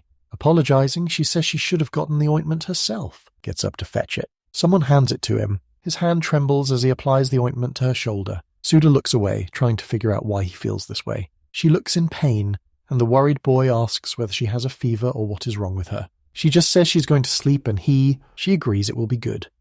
Suddenly she pulls on the shirt, pushed him onto the bed to lie next to her. Her closeness makes Asuta even more nervous. When she called out to her father, the boy realized. She's still only 17, just like him. She has endured hard times alone and is now losing her family. Turning to her, Asuda cups her face and promises he'll always stay by her side. A new day begins with the sun shining. Aifa asks if she can go with him, and the boy agrees since her fever has gone down. With her arm immobilized, Asuda reminds Aifa she won't be able to hunt for a while. Smiling, she says she'll go to Gino's as his bodyguard. The boy asks her not to push herself too hard. In the distance, they spot the Ru's siblings. We're surprised to learn when they approach, Asuda immediately apologizes for bothering them again. Worried, Ruto asks Ifud if it's okay for her to make the effort, and Vina agrees, reminding her she cut her arm. Bowing her head, the huntress apologizes for the previous day and thanks them for bringing her back. They ask her to escort them to Genos, and she agrees even though she's still shaken by the situation.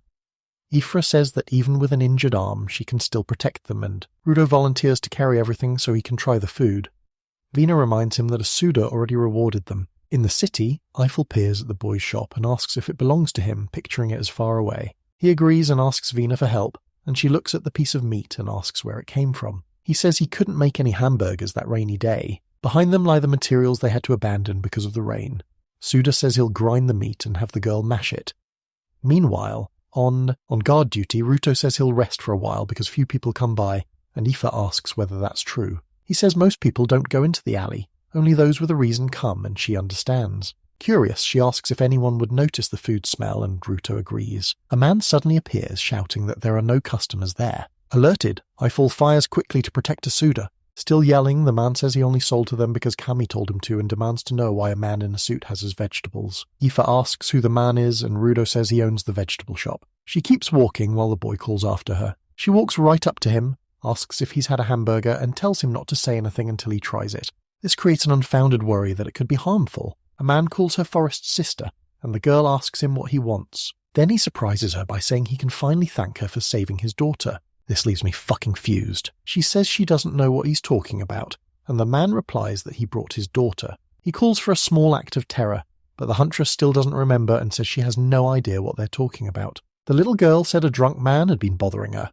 The young woman can leave, and Aoife realizes it must have been someone from the Sun clan, because only they drink Genos. Then she says she believes that happened and that his thanks are done. The man says he heard the hamburger contains jib and meat, and asks for 2 so he and his daughter can try it.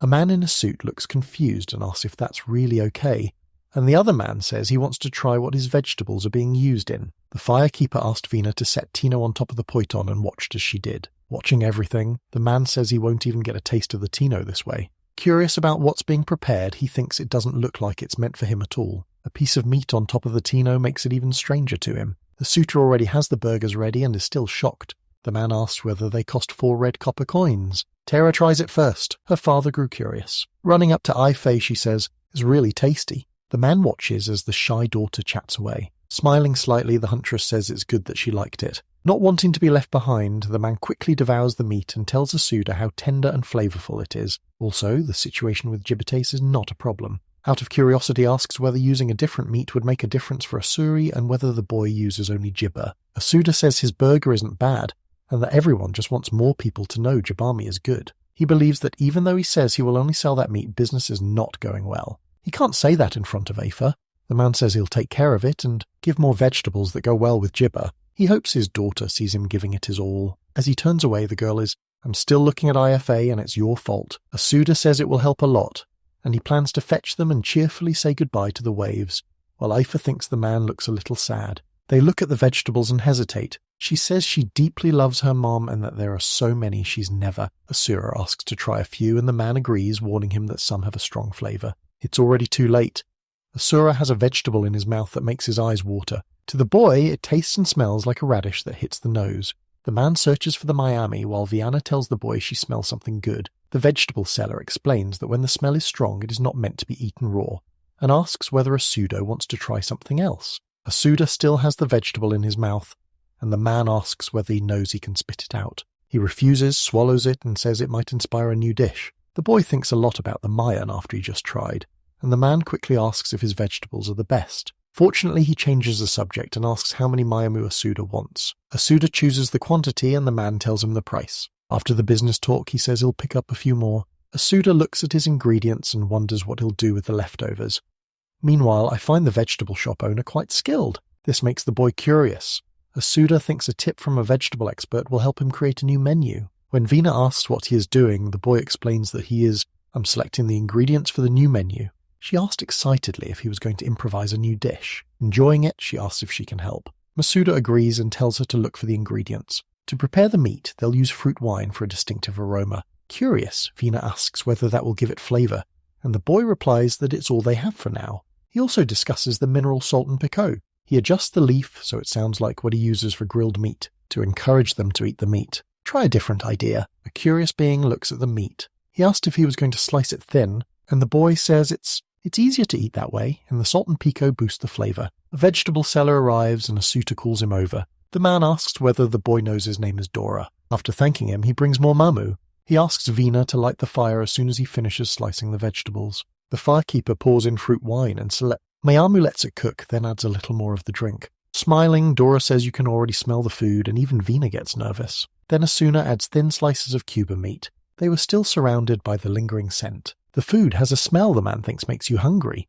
Jiba's Miami mix. It's spreading throughout the city. Still on guard, Ruto says he's starving, and I say she would never have imagined he could do something like that in such a small stall. Chef Asuda asks Vina to make a potent roast using tino leaves. To be sure it was right, she asked the boy if it looked good. He gives her the green light and pictures pointon with tino leaves as a dish you can eat while walking. For the kufjiba meat, he places it on top of the pointon, then adds the sauce on top. Next, he wraps the point around the meat and explains that the filling might fall. That is how the jibba with Miami was served. Vina brightens and says it looks good, while Dora says he should be the first customer because he sold the vegetables. Asuta tries to claim it's only a test. The man insists he'll pay and wants to try it. Reluctantly, the boy hands it over and takes his 2 red copper coins. Dora takes a bite and now notices the heat of the Miyamu and the meat with a pinch of salt. As he eats, the group of couldn't men watches. Asuda asks whether they want. You have some burgers, but one is pointed, the pot filled with sliced jibba. The putted man asks for just 1 jibba with Mayamu. Asuna asked Vina to prepare another. Meanwhile, Doris says he'll be back later to buy one for Terra and to ask them to save some for them. The young boy thinks he's actually trying to run away. With the food ready, Asuna hands it over while Vina takes the payment. The boy watches the man eat and then they turn and whisper to the others, making the firekeeper curious. Using a hand signal, the man asks for 6 Mayamu and 7 Jima burgers. Isuda is impressed and realizes that this sale has already covered Doris's losses from the rainy day. Excited, the boy joins Vina to make more. Eiffel watches the scene with a smile. Meanwhile, Ruto keeps saying he wants food. Once everything's ready, he hands it to the hooded men. A lawsuit for damages and other relief for selling all the meat. Next, he prepares the remaining items for Dora, Tara, and Common. He doesn't know when they'll be back. Ruto offers to ask and says that since Aoife is on guard and the smell is not a problem, he'll handle it. Getting ready to leave, the suitor calls to him and, when he comes back, he'll make him a Jiba burger. More cheerful and in a suit of thinks his bright smile is beautiful. Vino apologizes for her brother, but the boy says it's nothing and that he's the one getting help. Asuda says they made selling meat this way possible. He expresses gratitude to the people of the forest and to those from Genos. Vima agrees and says she's grateful to him too. The boy is surprised, but she simply says she's going to cut Tino's leaves. Walking through the city, Ruda walks past a group discussing a shop. That makes the boy watch for any plans they have for Asuda's shop. The woman says there is no doubt that it is definitely coming from the shop. Alert, Rudo decides to follow them. The man in the suit is cooking and says the burger is ready, missing only the Miami when Vina alerts him to a possible customer. Arms crossed, staring at them. Her expression is slightly irritated. This makes them uncomfortable. Suspecting they intend to harm Asuda's shop, Yamruto reaches for his sword. All at once, the woman begins to speak and says they followed the scent there and found the forest people had opened a shop. The man right behind her asks if it's Jabami, which annoys her more, and she says she's going to the vegetable store. One of the men says they came from They say she seems distant, and he says he cannot trust her senses. He admits it's his fault, and the other person asks Yumi to take responsibility, leaving her confused about what they mean. They push her forward and urge her to try it, but she refuses, saying Jabamid is disgusting. Asuna watches it, clearly displeased, even though the forest people have a poor reputation. The boy says if she's going to judge it on looks alone, she should at least try one product. His boldness shocks the woman, and one of the men says even the shopkeeper agrees. Asura admits his actions were wrong, but he didn't open his shop to provoke anyone. She asks for a bit of what he's making. The boy says he will prepare Mayamu. Yumi reacts with horror. One of the men calls her unlucky. Aseta hands for the rat meat, and says it's 2 red bronze coins. She pays, clearly unhappy about spending money on it. Watching her, the boy thinks that although she came for the smell, she would eat if she just took a bite. After a moment's thought, Yumi tries to meet, making a suit of happiness. One of them asks what she thought, and she becomes visibly more irritated. She tells them to leave and asks if they will. Since she doesn't want the meat, someone else might. That bothers Asuda, who watches everything. Even they reject her. Yet they meet and follow the angry woman. Wiener and Eiffel. I'll look at the worried boy. Rudo and Dora return with a man asking about the Mayamu. Smiling again, the boy hands the food over. For him and his daughter Tara, Amanda notices something off about Asuda and asks if there's a problem because he sounded unsure when he mentioned the Mayamu. He seems disappointed at first but quickly recovers. As for his mood, the boy says he's just excited about how to cook it. On guard duty, Eiffel watches with pride. Curious, Dora asks whether he wants to improve the cooked Miami and notes that he thinks the food is very good. Asuda thanks him and says there is still a little left. He also needs to close the shop. A hurried cameo at a distant spot. He says he barely made it on time. Asuda says they're already closed. Kamiwa again insists he made it in time and, as he greets Dora, asks if he managed it. The man tells Mom he smells something and asks a man in a suit if it's a new menu item, and the boy confirms. They say they've already packed everything up, leaving Cameo disappointed, but Dora offers him the one meant for his daughter Tara. Examining the new dish, he says it's fine as long as it doesn't change the kiba meat much. Camus says he will return the next day, and ask him to say one on his behalf. The suitor asks if he will eat it all by himself. The man objects and then speaks confusingly about Lido, saying he can't handle strong foods even when he tries to mask the smell. The man leaves after saying goodbye and the boy is left confused. Vina appears and asks if something happened, and Asuda replies no and just tells her to put everything away, while the vendor Doro says goodbye and heads off to take food to his daughter. Walking along, Asuna thanks everyone for their hard work. Vina notices Aoife acting oddly and says she looks tired. The huntress says she was simply distracted, but she tells herself she cannot sleep. He was starving because of the smell of food. Unable to tell the others, she wonders if Aswade is going to sell what he made the night before. They got the shop ready and Rudo looks curiously at the box that arrived and asks what it is. Asuda opens it and says it's the giba meat he left marinating in Miami sauce overnight. There is no time to say more before Dora rides off excitedly, and Asuna asks if it is the vegetable she ordered. The boy apologizes for forcing him to do it. Dora introduces Tara and says the girl enjoyed the food and wanted to see how the jibba with Mayumu is made. The girl's eyes light up as her father speaks. This makes her so happy.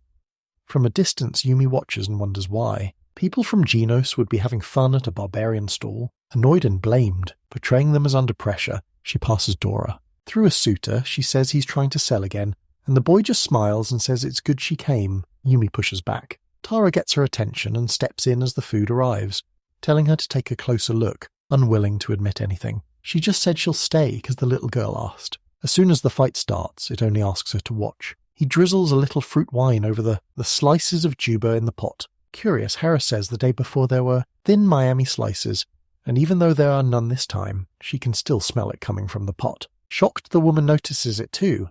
It's the smell that draws people in. Asuda shows the bowl of meat and says he mixed it with miamu sauce and let it sit overnight. Tara realizes why it smells so good. Next, the boy says he adds the rest of the sauce and stirs until the two are combined. The flavors are fully blended. I'm eager to see the cooked meat ready and wrapped. While the woman washes them, Dora asks for one for himself and for Tara. As Yumi approaches, Asura asks whether she wants one, and that annoys her while she asks why she should. He only wants her to try the flavor. This leaves her unsure of Asura's intentions. Expecting it to be the same as before, she asks for one. He hands it to her along with his 2 Kernet customers. Asuda watches something Finishing, she now understands why she didn't like it at first. He asked her how it was, and you meet everyone. She just says it wasn't as bad as she expected. Taking out 2 coins to pay, Asuda declines, explaining he only wanted to try it. Says that the day before she'd called eating it a provocation and is now apologizing. The boy believes he heard something like that. At the first sign of a dispute, the woman walks away. Asuda thanks her respectfully, proud that she is his first customer, earned without knowing her beforehand. Vina, who is watching everything, asks why he's laughing, and says she didn't expect the woman to show up again. To their surprise, Tara says it was very tasty with a stronger flavor, and she could eat just the meat. Her father points out that the TNO they sold was also good. Asuda watches and realizes even the city locals have their own tastes. At last, Kamiwa arrives smiling and says he came for the food. The boy thanks him for yesterday, and the man does not understand what he means. Asuda recalls how they always praised his food, but now he has an honest opinion. Dorotel's comment that the food is even better makes him more eager to eat. Now that he finally has his shop with people helping and customers buying, everyone is busier than ever. Sometimes Asuda feels like he's dreaming. While collecting payment, Vina warns him that hooded men from Shumu are approaching. Kamua, Dora, and Tara say their goodbyes. When they get close, Asuda asks about their order but trails off. One of the men says he just wants to talk. From a distance, I thought he was watching them. It's strange that something feels different. Then a suit shows up. They say they need to talk. Aoife asks what happened, sounding worried. Speaking a little awkwardly, the boy explains the request from the Shingu people. Hand a knife to Asuta. That made her even more concerned, so she asked what they did and he tried to explain there had been no attack, despite one of them having a knife. It was only an offer to show their cooking utensils. It goes to Schumann's shop, who shows silver pots to surprise the boy. Everything they're selling. Asuda thinks Ruto should have come with them, but he stayed behind to look after the shop. After that, Aoife asked what the conversation was about. The boy explains why she was brought along. If the chumarol knife helped cut vegetables more efficiently, the girl asks him what he wants to say. Asuda lowers his head and says he wants to buy utensils with the money they earned. She simply tells him to go ahead. Asuda is surprised because he thought he needed the head of the family's permission, but Ayafa says he earned the money and can do as he wants. The boy runs excitedly to look at the utensils, and the girl is relieved the conversation was about them, so he can see more, expecting it to take a while. When Aoife looks at the decorations and doesn't find them very pretty, Vina still thinks a necklace is beautiful. The huntress doesn't want to touch the decorations, and Vina thinks it's a waste that Aoife isn't interested in those things. They go their separate ways. Later, Essie comes back with a full bag and I face...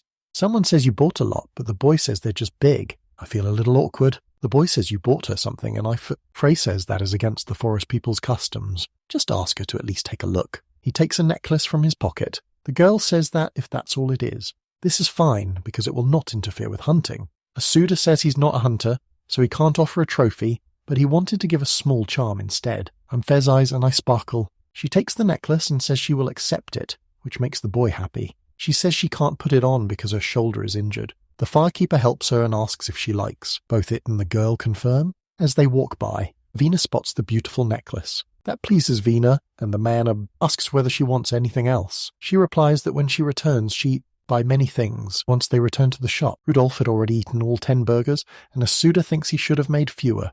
The chef puts on his headband and says he'll give it his all before it gets dark. They get ready for more sales. Asuda's not in bed. She steps outside and sees the boy sitting and watching the sky. Worried, she asks if he's having trouble sleeping. Asuda insists that's not the problem. He just thinks it's a waste, and that confuses her. He says they cared only about making money. They were surprised by the people they met and everything that took place. Stephen brightens and says he wants to spend his days like this. Then Aoife sits down, leaning. She looks at him and says she is excited for tomorrow, and the time passes as usual. Asuda says the shop will close and the sign needs to be taken down. He thanks Rudo for the help and asks the boy to carry the items while he goes to pay the fee. Seeing the young hunter sad, Asuda asks him not to make a crying face. Alongside Eiffel, he is because they have enough money. They just need to negotiate. Then both of them had better see the cameo. After receiving payment for the 10-day rental, the man asks the pseudo if he wants to ask him something. The boy nods and says he wants to make a request. Camus says it depends on what the thing is. The boy asks to rent the shop a little longer, and the man asks if it is because he realized he could profit from selling Give Me. Asuda says partly yes, and he also wants to see a new world. He explains that at the beginning. All he wanted was to run his shop. After meeting new people, he realized he wanted many people to eat his food.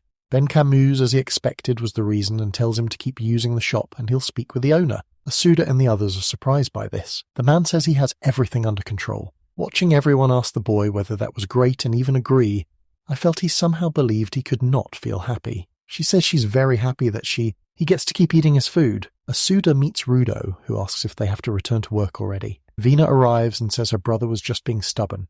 When the stool was returned, his eyes were red. Annoyed, the boy asks if he really has to go to Genus again. After giving that answer, he walks away. The stool is reopened, making everyone happy. Yumi arrives and says she didn't see the shot the day before and was surprised. Asuna says she came specifically to check it out. The woman's cheerfuler to make a Miami stew with Chiba Mi. Peaceful days returned, seen from a distance. People notice the stall and realize the smell of gibber is coming from it. While cooking, Asuda says the ground feels like it's shaking. Vina agrees and says it's getting closer. A man runs up and says he wants all the gibbermit. Startled, Asuda asks if he's speaking to him. The man displays his sack of coins. When Asuda turns to speak to Vina, Vina reacts poorly. Judging by their guards, they all react the same, and Asuda realizes this is Midas's son. Someone who once attacked Ifa and was beaten by her.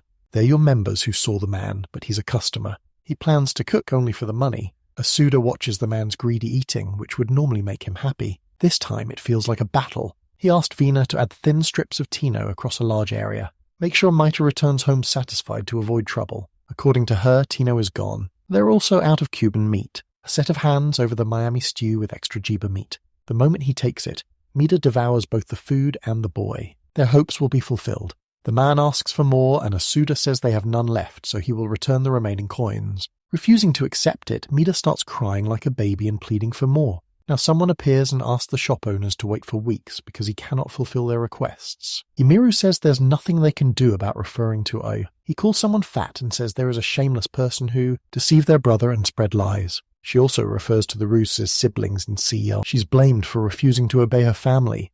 Vina is the one who stops Runo from doing anything. Smiling, Yamiru calls them disagreeable people. Mana tells her to stop crying, says he's hungry, and she mentions the frightening eyes and says that if going home like that will get him punished. Irritated, Asuda asks, their problem is that besides insulting others, they still want to harm their own family. Ymira says his behavior is unpleasant in a sarcastic tone, and asks the firekeeper of the Rue, you can't do the same with the sun. Turning to the leader of the Fat Clan, she asks what she thinks and says there will be no third chance. The woman asks whether he plans to refuse to provoke him. Asura asks what the conditions are, since they cannot accept otherwise, and whether it is just a matter of preparing dinner. Smiling, Ymira says he's very clever, and explains that a gathering of the family heads will take place at the Rue clan. She then reveals it will be for 70 people and that the payment will be only 40 gibbers in cash. This makes him wonder how he'll get that much meat and whether such a family could get it all alone.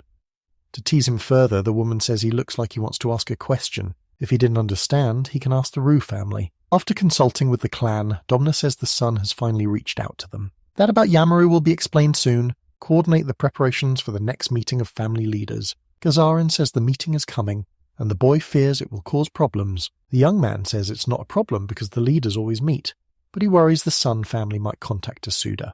The boy then remembers that during the shop's test phase he saw none of them, and assumed people at Geno's wouldn't accept forest folk. Asuda wonders whether there's a connection between all of this. Ask for permission with a warm smile. Grandma Juba walks into the meeting room and says it's been a while since she saw the Falkland. Concerned for the old lady, they ask if she's alone, and she says Ramad is with her.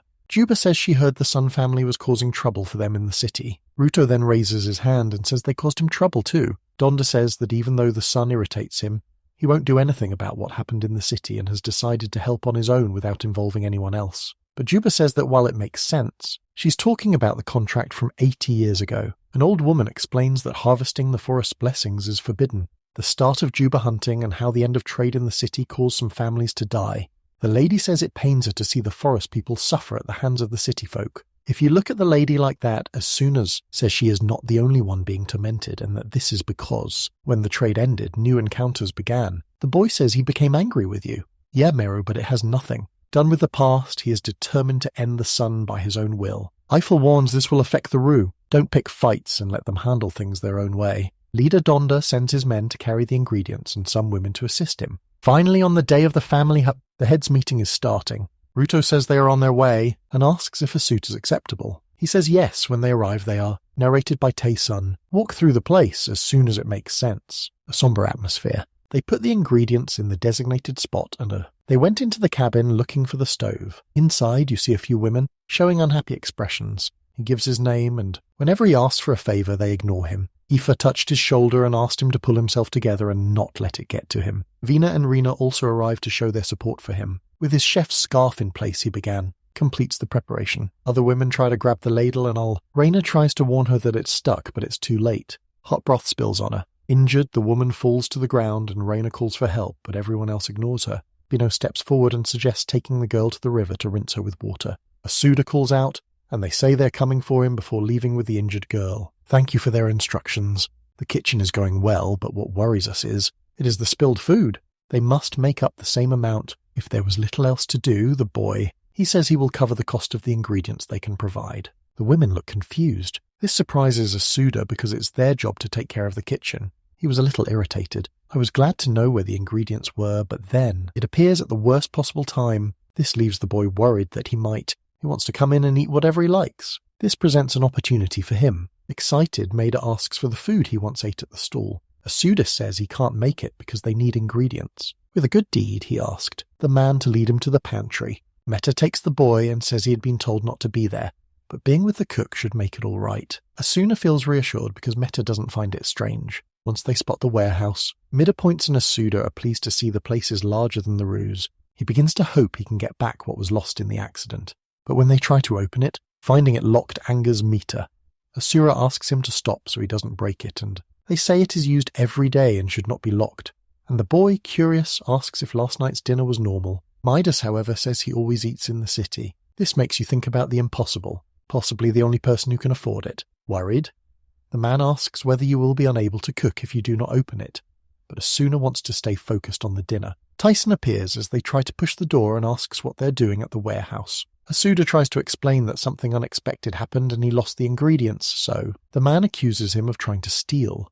The boy says he'll pay and asks to be given some. Speaking rudely, the man tells him not to act like a thief and says, rather than involve Midas, he should have asked a family member.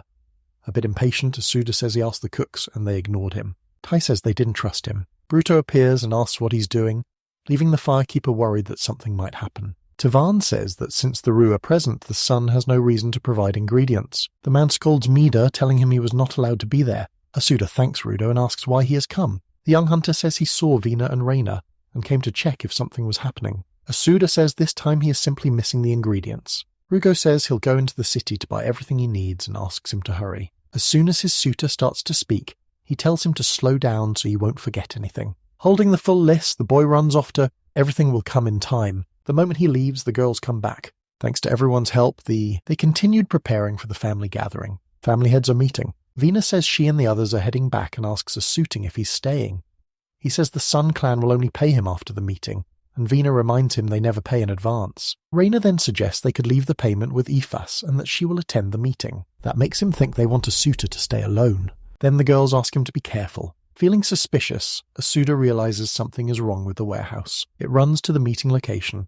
I'll listen in a bit. As they eat, the cheese pulls away and one of them says the food tastes good enough to sell in the city. Asura thinks it wouldn't be any different if they ate in the city. Then something catches his attention and he peeks again. Another cheek says small clans like theirs don't have the capacity to do that. He says the Sun clan has the money needed and smaller clans are too busy hunting gibbers. Ifo agrees, adding that not all families get enough.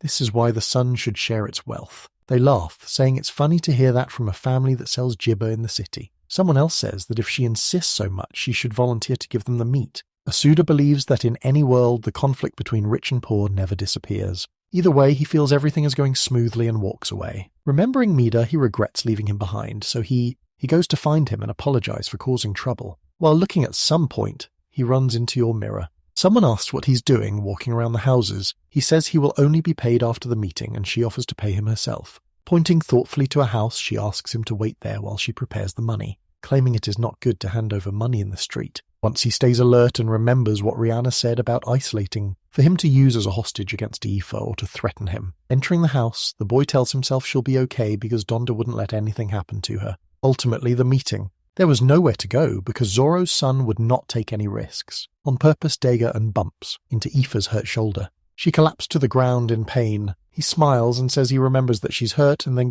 he grabs her shoulder firmly and says he will take her to get treatment for the pain. Pinning Afe against the house wall, he says he is willing to forget everything that happened if she accepts the marriage. Meanwhile, the door of the house where Asuda is opens. Someone walks in and complains that it is completely dark, and the boy says it is fine that way. By candlelight, Miro stands completely naked and asks if he's ready for the wedding ceremony. She asks if his heart is ready. Ymir asks if he's too stunned to speak. He is surprised and wonders if he has always been that big. Hiding his face with his shirt, Asuda says he's just surprised. She looks puzzled, and the boy says she tried the same thing before. Ymir looks even more confused about what he means, and when she sees his head covered, she realizes he's hiding. He then asks if she is naked and if looking at her would force him to marry her or cause him to lose his eyes. The boy says he knows it even without seeing. Amused, the woman laughs.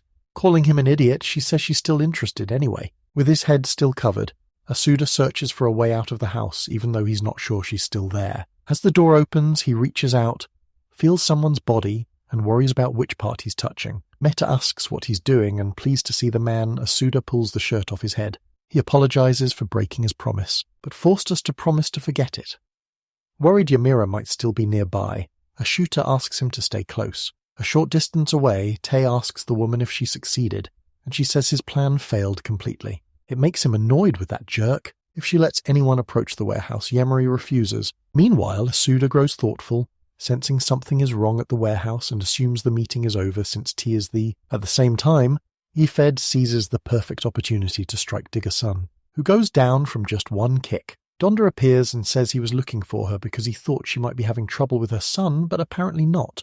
There was no reason to worry, but she says it may have happened because Diga saw him, dropped his guard, and that let her attack. Donna concludes the sons must have planned something for the meeting because of this. She starts to worry about Asuda.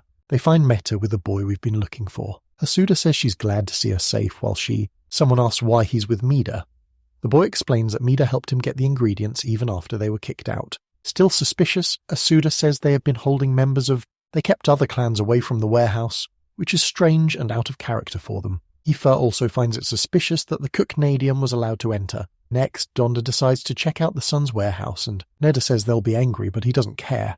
Zoro's son suddenly appears, saying they're causing trouble in another family's territory, and No ID calls everyone fools, including Mida. Donna asks why he's getting involved with the other clan leaders over a warehouse. The Rue leader signals, and the other three run off. Dharma steps in and blocks Zoro from chasing them. A man orders him to move aside, but the Rue leader starts to say all he wants is an explanation. Aoife asks whether the door is locked and tells him to be careful not to bite his tongue while talking. The boy, carried by Meira, says it is locked, and there is no key nearby. She finds the whole situation mysterious. On their way, they run into Dan Rutum. He explains he was hungry and couldn't sleep, which is why he's there. And when he sees Asuda being carried, he asks whether the boy will be used as an ingredient. Asura says they're going to the warehouse, and because he is slow, he is being carried. Dan gets excited and decides to join them, while Ifa asks him not to make noise. Even the Rudum chief is impressed by the warehouse's size. Turning to Asuda, he asks if the boy can make him something from sun meat. Asuda agrees and says they need to open it first. Tai's son appears suddenly, warning them not to approach the warehouse and shouting at Maida, who trembles while clutching Asuda. He sees the boy's fear and regrets not being able to do more. Even so, they're on the verge of uncovering the secret. Annoyed, Dan tells him to shut up about the demands to eat you for me. Seizing the chance, Asura tells Maita to stay still and tries to open the door himself. Smiling, the boy says he must fill orders from customers who want his food, including himself. Demanding that Dan step aside, she is dared by the Rutum leader to try. Aoife offers to help, but Danda arrives and says he already dealt with Zura's son. He shows the man unconscious, saying he suddenly passed out. Together, Maida and Asuda struggle to open the door. Then someone suddenly asks them not to. Even Tag is frightened by Zatsu's son, and Un points out she was supposed to be in bed. Appearing angry, the strange old man warns them not to open the door. Finding him odd, Dom tells a student to open the door now. While terrified, Maida apologizes. Dan volunteers to handle the old man. Stretching, Asuda says he'll use all his strength, and though Maida thinks it's dangerous, the boy says he must do it anyway. Thinking his body is too fragile to do that, he might protect the boy by throwing himself against the door. The warehouse is empty and Asu finds the box inside suspicious. He asks Maida to help him grab the box. As Dan and Donda struggle with the old Zatsu, iFight steps in to make sure the suit is okay. After opening the box, Asuna reveals that they were hiding the mountain's blessings. Aoife scans the room and sees a bar inside blocking the door. Finding the box empty, she notices a secret passage meant for the members. The old man shouts that they touched the forbidden blessing, and on top of that, recklessly spent their money instead of hunting Juba. Despairing, he says they broke the rules. Dan and Donda share a look, but his own father says the Sun's family is finished. Yamuri then appears and thanks them for ending everything. It's been many days since the meeting with the Sun's family was troubling. Asuda and I had a tense talk with Chibaru, and she said she understood what happened. They arrived at the woman's request to learn everything that had happened. Donda had told her, but the lady still asks how that could be her son and calls him a suicide. Suda pictures himself as the old man who was shouting. Aoife asks whether they were called because she wanted to find out something else. Juba asks whether she noticed. The girl says she mentioned the contract and thought she might be worried that the Sun's family was broken. The woman confirms she spoke with Zatsu about the contract long ago. In his recent past, a younger Juba looks at a tree. They say it's strange there are so many fruits in the forest, but they're not allowed to pick them. And young Zatsu appears and explains they can't do anything because a contract only lets them hunt the dangerous gibas. She worried about his injury, but the boy, stepping away, he says he's not used to hunting yet. Confidently, the boy says they must grow stronger to hunt gibas and protect the future of the forest people. Smiling, the girl says he's right. Now back in the present, Grandma Jubis says that is what he said and that I wanted to know what he's doing now. Her thoughts go to the son he wanted to protect, who waited for judgment and obeyed their orders. To learn more about him from Yamari tried to expose his evil deeds. Maida is another person on her mind, the innocent one who has never spoken and who will now live with other families, leaving it all behind. Asuda lowers his head and says the Zatsu he saw might not understand. Grandma Jibba thanks him for finally letting her know what happened to him. She gets up with some difficulty, says she wants some fresh air, and Aoife tells her not to push herself before going to help her. Asuda also helps by running to the door and opening it. Supported by Aoife, she steps outside. Asuda and Aoife look up at the beautiful sky, and in it, the woman sees her younger self in Zatsu. Aoife wakes up first. Asuda arrived shortly after. She stretches both of her arms. When she hears her name, she says good morning to the boy. I finally notice something. Differently, he asks if her arm is better. She says she no longer feels any pain. Putting on her fur coat, she says she will fulfill her role as a hunter. This makes Asuda sad, because he had grown used to her being around. Ifri says she has been bothering him for too long, and now with he in the city and she in the forest will protect their home. She adds that the leaders went to the city to report on the Sun clan that often visited that place. They are open for business again. Asuda holds out 3 Jibba burgers to Ruto and apologizes, leaving the hunter confused. His suit then explains it was for the time the boy helped him. Ruto takes it and says Asuda actually owes him about 20, but he'll accept this as the first payment. So when Tug is on the firekeeper's shirt, he looked down and grabbed Hera. She says someone sent her on a mission and her father said he wanted to eat some cooked Myanmu with Jiba. She places 4 coins on the table and asks for a share for herself. As the boy cooks, Vina notices something, hands a bit of chopped tino to Asuda, who looks confused, and asks him to look at the shoe people coming toward the shop. The suitor inspires terror in her order while she thanks him. Slipping between the men, she makes the boy think she is shy. The shoe people ordered 11 cooked Miamis and 6 Jima burgers. This pseudo-realizer suggests Tara was simply surprised.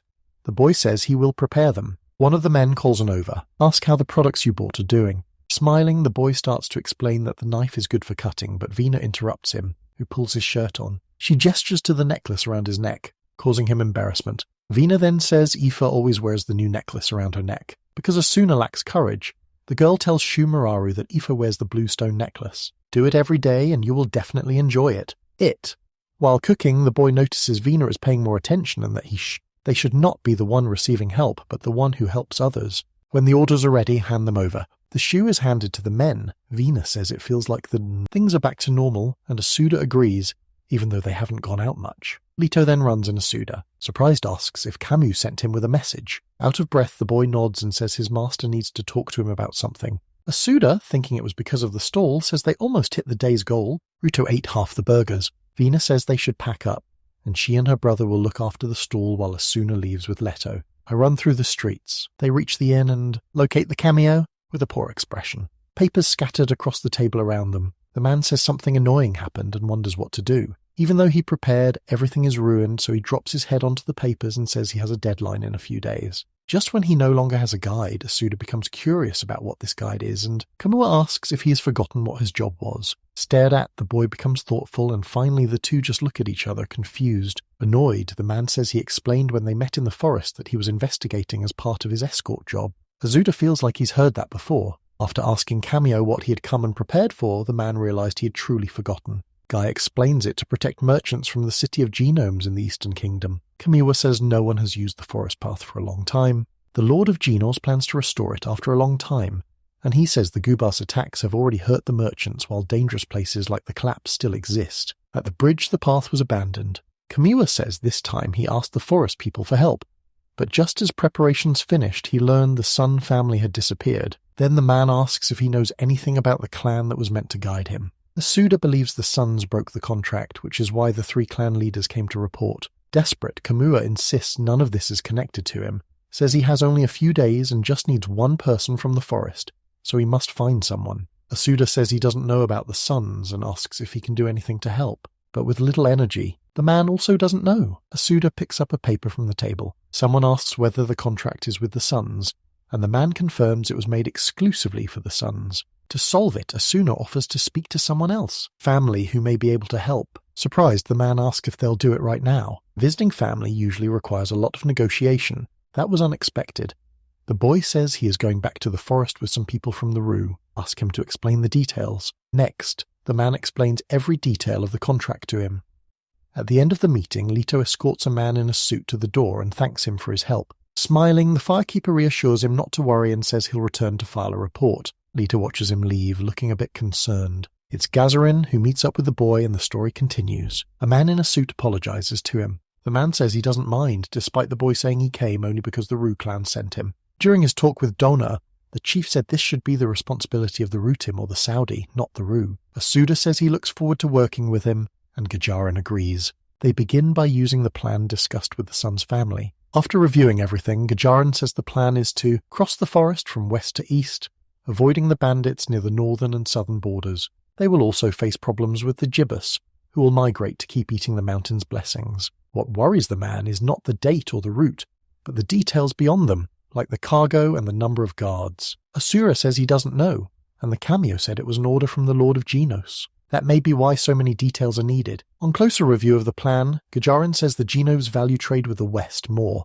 and he will talk to the Saudi clan about it. I will happily do it as soon as I can, thanks for the help. The representative from Rutum and Sard serve as guides while appearing briefly as a guard of the genus. He brings his partners Ashuma. Asuda watches with pride, remembering that even though it was sudden, we thank Gajarin's organization. This plan will work. The putted men climb into the carts carrying sacks. Beside Lido stands Asudo. Watching them leave the eve, the firekeeper chooses to look after his shop. Then someone grabs his attention. The boy feels he knows the person, and impatiently the man says he is Murano Masu, the one who lets him use the stall. Since Kamui wasn't there, he followed the boy and told him he'd heard the boy should take care of his own stall. Seizing the chance, the man says one of the stalls is free and asks whether the boy thinks it would be good to have several stalls. Asuna thinks it's too complicated right now, with many tasks when the Shimas visit the shop, and running 2 stalls would need more customers. He says he's worried because the ingredients are very expensive. The man suggests you go to the mansion ahead because you might find something interesting. As is sat in front of the entrance building, Suda catches a scent that brings back memories of his life in Japan. A whiff of soy sauce makes him rush inside to find where it's coming from. A man calls to him, says that if he wants to stay there, that area is the reception. Asuda says he does not want to stay except as a customer. He mentioned hearing they had interesting ingredients. Then the man asked if he means toss sauce and grabs a jar containing the liquid. Asuda looks shocked and seems unsure it's really soy sauce. He asks to taste a little. The man says he doesn't mind, but since it comes from the Southern Kingdom it will be quite expensive. After buying the tall sauce, Asuna leaves, eager to try it. Meanwhile, the vendor finds him odd and thinks that if he is right, the boy is the one who sells jabami. The siblings are running the shop. Ruto says Asuda returned after visiting the group of merchants, and Vina tries to say everything is fine. At last, the firekeeper arrives, apologizes for the delay, and announces he has bought a new ingredient. He says he'll start the preparations, and Vina, curious, they ask what is in the jar. Lifting the lid, he reveals the toss sauce and says he does not know exactly what it is. V9, looking slightly annoyed, explains the product is a fermented item made from toe grain and is considered a luxury item. That kind of makes you think there's something good. Most likely it's soy sauce. We taste it to make sure. It falls to the floor, overwhelmed by the taste and certain it is soy sauce. A taste he never expected to have again. Ruto, worried, says Asuda is crying and Vienna thinks it's because she called it a rare product. Asuda, recovering, says that's not it at all. He then says he will make a new dish with the toss sauce. The siblings simply accept whatever he says. The firekeeper says he'll do everything as usual while thinking about how to use the sauce, and the boy reflects on what to do. Busy with whatever came up when he first arrived, he's now free to do as he wants, and a flavour that reminds him of the past makes him feel more connected to Japan. He imagines Aoife saying they will live together as a family. Vienna calls to him and asks if he's all right because he looked lost in thought. He's working on a new recipe to boost his business. The girl tells him she has finished cooking the jibba with Mayamu and will use the pot. Then he says he'll opt for a different kind of meat. After a while, his new creation is complete. Cooked jibba cube. Masuda says he might try it, and Vina and Ruto want to try it too. Then they all try it together. Pleased with his creation, Asuda says he'll sell it for twice the price of regular Juba meat. Asks for their approval, and everyone agrees. The boy says the cooked meat cube isn't ready yet and he'll finish it tomorrow. Rudo Nemesis is more excited than usual, and Vina says she is really excited too. As they walk, Asuda asks whether getting more supplies would let him ask the Rue family for more support. Rudo says it's too soon for him to be thinking about that, but Venus suggests Rina might help. The girl might not be that interested. At the table where his master usually sits, now that the shop is bigger, the three of them are setting up for a new day of sales. Vina asks Asud if he plans to sell the new product. He notices some people are already here to buy. Thrilled, the boy tells Dora and Tara he'll open it right away. The father and his daughter are accepting. Be the first to try the new food. A student opens the box where he left the cooked jiba meat, sitting in a rich sauce and fruit wine. The meat cubes surprise everyone, and Venus says they seem more flavourful the day before. He carefully scoops 2 cubes of meat onto a stick so they do not fall off. Right away, Dora asks for 2 in his puzzle, when Asuda puts them on a leaf instead of wrapping them. The boy says he wants to preserve the meat's flavour and will make a bowl for him. Having an idea, Asuna places another leaf on or fold the top to form a tent and to complete the preparation. Dora is delighted with the jibba meat skewer and says it hardly feels like something sold at a street stall. At first, the boy had an idea. Serve it in a wooden bowl. Eat while walking. But in the end, using the leaf worked better. He was pleased with his creation. He asked the man to give it a try. Dora eats the first cube. While they pick a suit, it looks unsure. Smiling, the man says it's so delicious that it doesn't even taste like the jibame he is used to. He also hopes Tara enjoys it. The boy serves the cruel woman, part of the skewer. Asura asks if she isn't going to eat. She said she was thinking about how pretty and shiny it looked. The boy says it will taste better if she eats it while it's still warm. But with the time she took, the girl notice her hands are wet. It immediately checks why. Doris suddenly steps in front of me. He urges his daughter to eat quickly. He asked the firekeeper what had happened, and he explains that because she took too long, the sauce soaked through the leaf, and Asura adds that it is not good enough, since street food should be easy and delicious to eat. Toss sauce seems like a good product since it's similar to soy sauce. Discouraged, the boy says skewers don't really fit with street stalls, and Dora agrees as he pays. The man says he prefers something that lasts longer so he can eat it elsewhere, like at a restaurant. And the boy remembers buying the tar sauce at a restaurant but says he could never manage one. Dora then tells him they should go. Go to a restaurant now. You surprised me. Into the shop where he bought the sauce. Dora says if the scooters sell well, the boy will need to improve the business and he will take care of the carpentry. At that moment, the boy realizes this was his plan all along. With his head down, he approaches the restaurant owner and says he has something to discuss, thinking he would never do this in Japan. Not being in Japan makes him more confident. So he puts the box on the counter and says he made a dish with the sauce instead of asking if he would accept it at the end. It makes him uneasy, knowing he's being a little irresponsible, exceeding expectations. The man says he'll taste it to see if it's good enough to serve. Asuta is surprised because he regards the owner as kind, despite the owner serving the rivals of the suitor's small food stall. Preparing to eat, the man serves himself some meat and then starts eating. Tears filled his eyes. He says it tastes great. This left the pseudo stunned. By the tall sauce, has he tried for years to have sex, figure out how to use it in cooking. Asuda realizes he could not. He says he became a cook to try to make the perfect dish. It would be wonderful if he could succeed. Thinking there was a misunderstanding, Asui apologizes and says he may have done something he shouldn't have. The man thanks him for giving hope that there's still the future of his sauce. Not as he introduces himself in hand. He amended the contract so he can buy more skewers. Returning to his stall, he eagerly tells Vina what happened. He thinks he managed to get something extra outside the shop. In the end, he never got a new menu item and felt the same as Nornus. The boy considers the possibilities for the "let us know if you can create another recipe." A customer comes in and asks for cooked miamu with Juba meat. Preparing it, Asuda believes he managed to remove the Juba smell with miamu, and you remember they ate the grilled meat, and you also recall that they ate slow-cooked dishes. That gives him an idea. The student hands over the order while distracted. He's considering the method he wants to try. When night comes, dinner is ready, and how my face looks. Next, he explains these are experimental dishes from the food stall. When I taste it, I find it is the new dish left her craving more poitin. Asuda thinks that's a good hint. A shop has opened, and Vina, surprised, says the boy began preparing earlier than usual. He says the reason is the new product, the sukiyaki, which resembles jibo. The unfamiliar word makes the siblings react oddly. Asuda tells Vina he lightly cooked the meat after seasoning it with pico leaves. Then I did the same with fruit wine and tall sauce. Leto appears and says he detects a mild scent. The boy asks for one, and his tutor remembers that it's enough for him now that Kamua is not here. The firekeeper thinks Lido has always acted like an adult and comes across more as his master's guard dog. Asuda hands over the food and says he tried to recreate a recipe that tasted like his. He returned to his homeland, leaving Lido confused. The boy picks up his fruit. It is said to have the same shape as mamu. Asuda says he thinks that is why it was easier to tell the flavors apart. Next, he asks the boy to try it. The leader says the food it has a somewhat soft taste. A man suddenly appears and calls to him, bringing news of a terrible event. Camus has returned but is covered in red liquid. The moment it looks curiously at the boot, who runs away to find his master. Vina says she already expected things would get messy. Worried, Asuna wonders whether something has happened to Camus. Vina calls out to him and they say there are few customers. Realizing what she means, the boy asks if he can go check, and Vina is in agreement. They warned him not to go too far. There is a crowd gathered and a suit of... He soon spots the man with Ledo. He feels relieved to see he is not badly injured. Asura asks the man how he had come to be covered in red liquid. He says it is not his, which makes the boy worry who it belongs to. Camus says it belongs to the last member of the Sun's family. Asuda says the man was meant to be imprisoned in Genos as punishment for breaking the contract. That is how it should have been.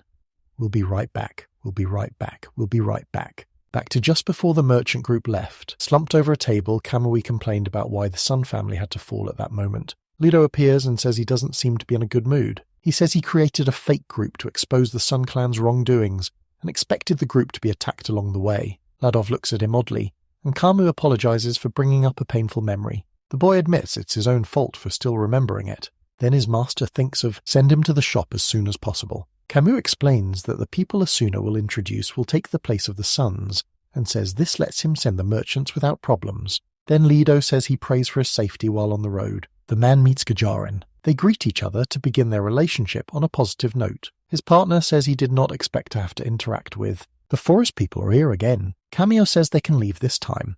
These merchants are fake. Sees the Sun to attack the last caravan. For a long time he has worked this way. He got word that the former clan leader would appear, and it would be ideal if the stats who attacked the merchant group showed up, leaving him to wonder if Lido will be able to move on after this. They meet the Sun family, who demand that they are paying for the crime they committed 10 years ago. Drawing his sword, Kamua fights one of the Suns. Quickly defeated, it is thrown off the cliff. While Kamiya watches the cover, inside his red liquid, Kamua said that Zatsu used the fruits that lure gibbers with the intent to attack them. The man knows they used the same method to attack 10 years ago. This time they will face them. Using his sword, he cuts down the gibbers, those who come to attack him, so he finishes his story and trails off saying it is. He was a red fluid and came from another kind of thing. Reviewing Lido, Asuda realizes he already knew about the plan, which explains why he seemed so down. He decides to bring the new recipe to the office after closing the shop to distract them. The voice gets their attention. Gnome's old Zatsu is conscious again. Later recognizes that voice. Of the Sun calling for Tei,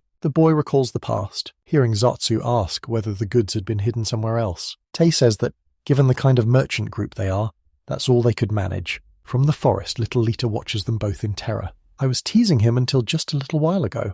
They were all happy and laughing, them waking from the day of his trauma. Later it runs in a suit it is trying to follow. Elder Zatsu calls for Tei and misidentifying a cameo. He says he must restore to honor the Sun family. At last the old seemed aware. Goodman asks whether he is a citizen of the Stone City. His eyes widen when it's confirmed. Zatsu suddenly grows furious. He says they forgot the debt they owe the forest people and accuses them of trapping the forest dwellers so they would not have to hunt Gibas themselves. Asuda tries to protect Lido. Master Kamiwa remains an imposing figure in the face of those words. Zatsu says the wealth should be theirs because he fully guided those corrupt citizens. On the right path, then seemed to stop caring about anything. The cameo shows Tyson is dead. Confused, the old man refuses to believe it. Camus said all that remained of his son was his red fluid and his obsession, while showing you are still cloaked. Shadowy hands seize Graspold Zetsu and he will cry out for his son. Kamua stares at the hand without emotion and tells him to accept judgment. The guard comes to fetch the old man left on the ground, ordering him to stand up while tying him with a rope.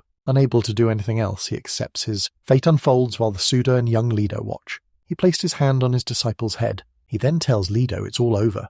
The boy's eyes shine with innocence. In his mind, Leto sees his family, all smiling as if saying goodbye, finally free. Figures blur into the distance as the little boy cries. He finally sees his people receive justice. Kamua announces he will return to work. Asuda calls to them. The master asks what he wants. The boy then suggests that if he agrees, they try the new recipe he created while they were outside the city. The man smiles calmly and agrees. Camille appears, and Asuda asks about the boy after noticing he is alone. The man says Leto probably fell asleep from exhaustion, and the firekeeper says he expected that. Kamua finds this odd and asks him to explain. His suit then explains it thought Leto was relieved because he had seemed worried the whole time he was out of town. Kamua smiles and agrees the boy was worried about his work. Asuda says it was about more than the work. The boy was waiting for his return. Picture the boy first worried, then finally relieved, as Kemi smiles and says everything must be okay now. With the matter settled, a man asks for 2 portions of the new dish. One is for him and one for Lido. He also says he'll eat with the boy as soon as he gets back. Asuda thanks him for always returning to his little shop to help others. Understanding what's inside someone else's heart is difficult, and if Nether wants to change their relationship, it's okay to leave things as they are. While asleep, the boy calls his master's name. Asuda focuses on cooking a queue of kiba meat. Aifei appears and says it's been a while since he began whispering while cooking. After apologizing, he asks if she got curious, and she did. She did, asking if he was worried about the food and offering to do a taste test. Asuda says it's really about cooking and smiling because she was right and she's happy to try it. The boy says he doesn't need a test, crushing her excitement. He says he needs a little time. He asks if she's disappointed. I simply say she understands, and when he asks if she's okay, she gives the same answer. A new workday begins and they set up the stall for another day of selling. Vina asks Asub if he is taking the boiled. He brings cubes to the 3 major pavilions and confirms. Nortis has put the cubes on the menu at the first floor restaurant of the 3 major pavilions. At minimum, Asuda needs 2 to 3 hours to prepare them. Preparing the meal takes the boy's time, and he worries about serving only 1 dish, so he keeps thinking about what to do. But for now, he only needs to light the fire. They crouch down to tend it as a familiar voice calls out saying, news of a new recipe reached them, and Asuna looks up, already knowing who it is, as the Shiva men are back, and their representative asks how much the new dish costs. Welcoming them, the boy says he'll prepare the meal. Assume and use their presence to your advantage. Ask Shumel whether he knows any restaurants or genos that sell culinary items. After confirming that, the voice he'd like to know about. Places that make standout dishes, even without rare ingredients. It's the same as always. Men gather to discuss. That makes Asuda concern if asking them that was wrong. The man says they will tell him about the new dishes only after they eat. The excited boy thanks them for that. Ruto says goodbye to Asuda because he and Vina will run the shop. Shumel walks with the boy, who finds everything exciting. He realizes this is the first time he's spent time walking around the city. They step into a building. Asuda thinks all the houses in the city look the same and feels happy that the man guided him. They're in a restaurant and think they might have services. The ingredients are on the menu. Schumer will call. Calls for someone who surprises the boy. How fast someone arrives. A man walks through the door, asks if the person is a customer and doesn't seem friendly. Asks if they're merchants, feeling a little afraid. Asuda manages to reply that they are just customers. The man asks if they want to eat and invites them to sit down. Asuda quickly explains they came only to buy rare ingredients for the restaurant. Confused, the man says he doesn't know what would be rare enough for him. Show me the box. He brought a suit. He says he used tar sauce, which he rarely does. Recognizing how rare a man is reveals a few things. In Miami, he shows Tina with chido, which is like a pickle and a broth of Naru salt leaves and ramen of fruit juice. The other item is made from Jammer's hardened milk. Ultimately, the items are not just condiments, but processed foods. They are kimchi and cheese, Miss Suna realizes. Curiously, he studies the red item, the Tino mix for chido. The man says jamimi has a very strong flavor, so people eat it with cheetah fruit. The boy realizes that chido is a seasoning like pico leaves. Asuda wonders what kind of stimulating flavor chido has, whether bitter, spicy, or like kimchi. Then he asks whether the man can sell it at the suggested price. For 2 of them, the vendor has a different one. The boy walked down the street and thanked Shumel happily. The man says there's no need to thank him. He only hopes. He's excited about the new dish. Suda promises to do his best as they say goodbye. Next, he stops by the restaurant to deliver the cooked jibakus. With a smile, the kind man says the sales are a success and he wants to keep buying. It makes the boy's eyes light up with happiness. After saying goodbye to the man, he returns to his work. Tuna inspects his new ingredient. Ready to try a new recipe. The rude siblings leave a suit at his house, and he takes it inside. He says thanks as he says goodbye. He lets her discover he's back. She sat on the floor as he asked whether she was feeling unwell. The boy is excited and says he got new ingredients, but Ifat does not seem as excited. Asuda says tonight's meal will be a new test and asks whether that is okay with her.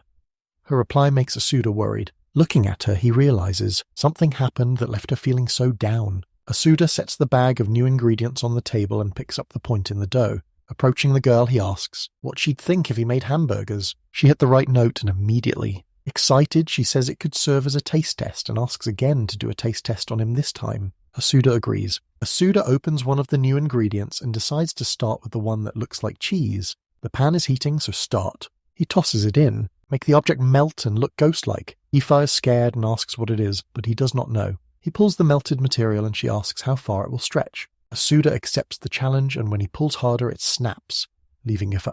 Shout, then say you're disappointed it snapped. Holding the small broken piece, the boy tastes it and finally says it's cheese, with a texture just like commemorate. If Ifa grows impatient and says she doesn't understand him and only wants to try it, while preparing the meat, a suit adds the sauce, spreading it over your... Roaming through the area surprises Ifa and makes her mouth water. It smells the same as last time, she says, and Asuda calls it a toss-up. After talking to us, she feels more confident about cooking and says poitin would be the best ingredient to pair with it. Asuda puts a slice of cheese on top, clearly desperate. The girl asks why he put the stretchy thing on it, but with everything ready, Asuda says he'll serve it on a wooden plate, and Ife, still watching, says the smell is making her hungry. At last he serves the dish with a new recipe and calls it the teriyaki cheese hamburger. Eager to eat, she takes the plate. Place your stares at it. He asks whether everything is okay. Suda then remembers burning herself on the hot juice from the last hamburger. Though she really wants to eat it, she knows she should wait. Worried, the boy tells her to eat it while it's still hot. She uses a spoon to cut a piece of meat and the child enjoys watching the cheese stretch. Amused, Asuna warns her not to drop it. After the first bite, within seconds the hot meat in her mouth makes her eyes water. Unable to speak, she signals to Asuda for help, but Asuda does not understand at first. Eiffel shakes her head to show what's going on. The boy takes it to mean the food is not good. Asuda watches the steam rising. Something rose from the hot meat and moved toward her. After struggling, she swallows the piece of meat and then takes it. She takes one after another until she finishes all of it. Asura then asks what she thought of the new food. With great happiness, she says it's delicious. This is better than anything she's eaten so far. Ifa then tells him to take pride in his new creation. Asuda stares at the empty wooden plate.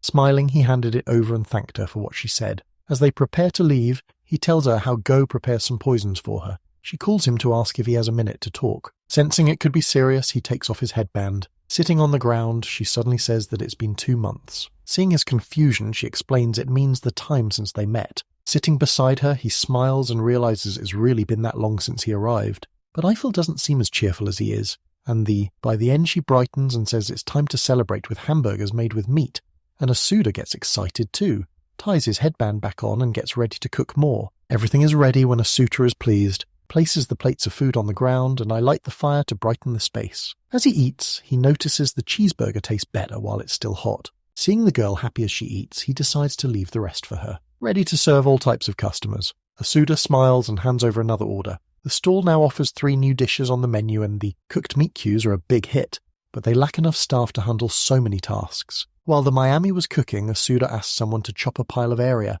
Another shift comes to an end and it's time to wrap up. Everyone is exhausted, a little sheepish.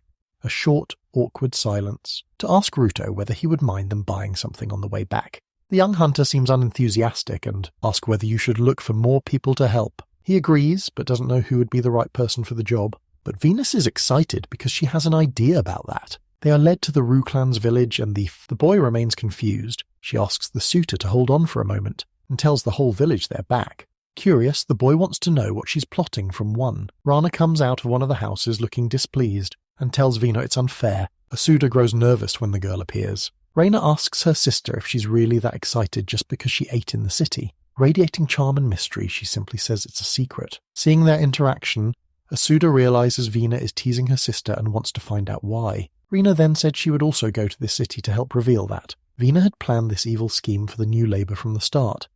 Pleased it worked, she calls to Asuba and asks if, after hearing that, Rana is curious about why the boy is in the village and why he is hiding. All he says is that he has no excuse. Vina tells Asuda that Asuda's idea is right in front of them, referring to Asuda's sister. Confused, Rina asks what that means. Her older sister explains Asuda's stall is doing very well, so he's thinking of hiring someone to help. Vina smiles and says that since she wants to join, they can count on her help. Rihanna then realizes she has fallen into her sister's plan. After thinking it over, Rihanna asks whether they truly want her help, but that she remembers she can't ignore her duties as a servant, so it's... Suda drops to his knees and admits he's asking for a lot. His sudden movement startles her, and she asks if he's performing some kind of ritual. He says it's a ritual from his country performed when someone wants to make a sincere request. Vina says this shows strong determination to help the situation. After a moment's thought, Reina says she'll try to get permission to go with him. Like Vina, the boy is very happy and grateful. Vina says they should take him to the family first, but Ruto looks unhappy and walks away as Reina asks where he's going. The workday begins now with, after hearing the whole story, the newest employee, Samuel knows why the girl is here. Always alert, Ruto watches everything. He complained that even with Reina joining, he still has to carry everything. His sister hears him, turns around still smiling and says she came to help with the stall. Moving between them doesn't seem like a good idea, including cameo Nebuses. To fix things, Asuda asks Rana to calm down and offers Rudo more products to try. Camilla asks whether they're having trouble with the load and says that if so, they need a Totosu. Asura asks what has come over him and wants more. According to him, they need a Totosu to carry the load. After saying you already heard it the first time, the boy asks what that oddly named thing is. Kamua then says they are the animals that were tied to the cart last time. The boy asks if the burger is the one that looks delicious and thinks about edible parts like thigh, wing, gizzard, and liver, making the most of the conversation. Kamiwa says one of the Toktosu escaped into the forest, which Asu finds very convenient to mention now. The man continued, saying he had tried to get the animal back but couldn't find it. He says if someone finds it, no one can prove it belongs to him. He thinks the boy's look shows he's persuasive. A man in a suit asked him to place his order because a line is forming. He places an order for 3 Jiba burgers and 2 sukiyaki giba. As the boy delivers the order, Camille again says he wishes he had a wild Totosu. Picking up his food, he tells the boy not to. Forget and be careful with the Totosu. After hearing the conversation, Rana asks if the man means they should get a Toktosu. Asuda says he has no idea, and Vina doesn't understand either. They go back to focusing on serving customers. On the way back, it happened again. Rudo complains about having to carry everything, and Vina asks him to stop. On reflection, Asuda says we need to find a solution for that. Then, in his mind, Kamio repeatedly shouts about the Toptosu. Something suddenly catches Ruto's attention. Dropping everything, he grabs his sword. The boy asks everyone to stay back. All 3 are confused and rude. Stares by the dark cloud. It's approaching quickly, but it's... Riding a giant bird is simply rude. Ask why she's riding the animal. The girl says she caught it. Curious, she asked the girl where she had found it, and the girl said it was in the forest. This reminds him once again of Kamio saying the same thing. Their older sisters watch, smiling as Rumi rides a wild Totosu. After checking, Vina sees there is no seal, so Rana concludes it must be wild. However, once it no longer looks very excited on another day of selling, Camus, what he hears about the capture of Tosu. The sisters don't seem happy. Asuda asks the man to check whether it's the animal he lost. Mouthful, he agrees to take a look. In the forest, Kamua looks at the bull, points to the bird and asks Lita what he thinks. Camus says the boy knows more about animals. Examining the bird, Leto says it has no injuries and reports none. Seems comfortable around people. Asuda asks if it's good, leaving the boy confused. Finishing his analysis for leadership. This animal is strong and should sell easily. Kamua asks how effective the animal is at carrying loads. On closer inspection, Lido gives a command, the bird sits, and he says it is well trained. Han asks a Suede if he knows how to ride it to a Kyosu, and the Suede says Rimi was riding it. Ruto says without much interest that their sister was mostly hanging on rather than actually riding. Lino then offers to teach Asuna to ride. He climbs up, clings to the animal and screams in desperation. Young Leo steadies the Totosu and tells him he has it, so he doesn't need to panic. Asuda says that without his saddle he can't hold on, and it feels like being on a falling bicycle. Desperate, the boy clings to the feathers. Now back on the ground, Leto says he'll get used to it soon. Meanwhile, Fred appears and asks what he's doing there. She spots the animal in a sub-expel. He is learning to ride it. Excitement hits her and she asks if she can try too. Asura asks if she has ever ridden one and she says no. Watching the bird with curiosity. Unexpectedly, Leto offers to help. By using everyone, Ifa gives the commander an order for the bird to sit. Once it does, she climbs onto the top tosu and orders it to stand, and the bird complies, leaving Asuda in shh. Stunned, she sets off on a small adventure riding the animal. Even Lido is surprised and asks whether, if this really is her first time. Asuda says yes proudly as he watches her happily. She comes back for her. She ventured out because the boys encouraged her. Dismounting the top tosu, she pets the animal and it accepts her affection. Watching the scene, Kamiwa notes the bird seems to like her and asks the girl if she'd like to keep the totosu. Asuda asks if she can handle the responsibility of caring for the bird. Contentedly petting the top tosu, she says they'll live together with the Gururu. The boy says she already named it, and if it asks whether that's a problem, time spent on Todd's channel.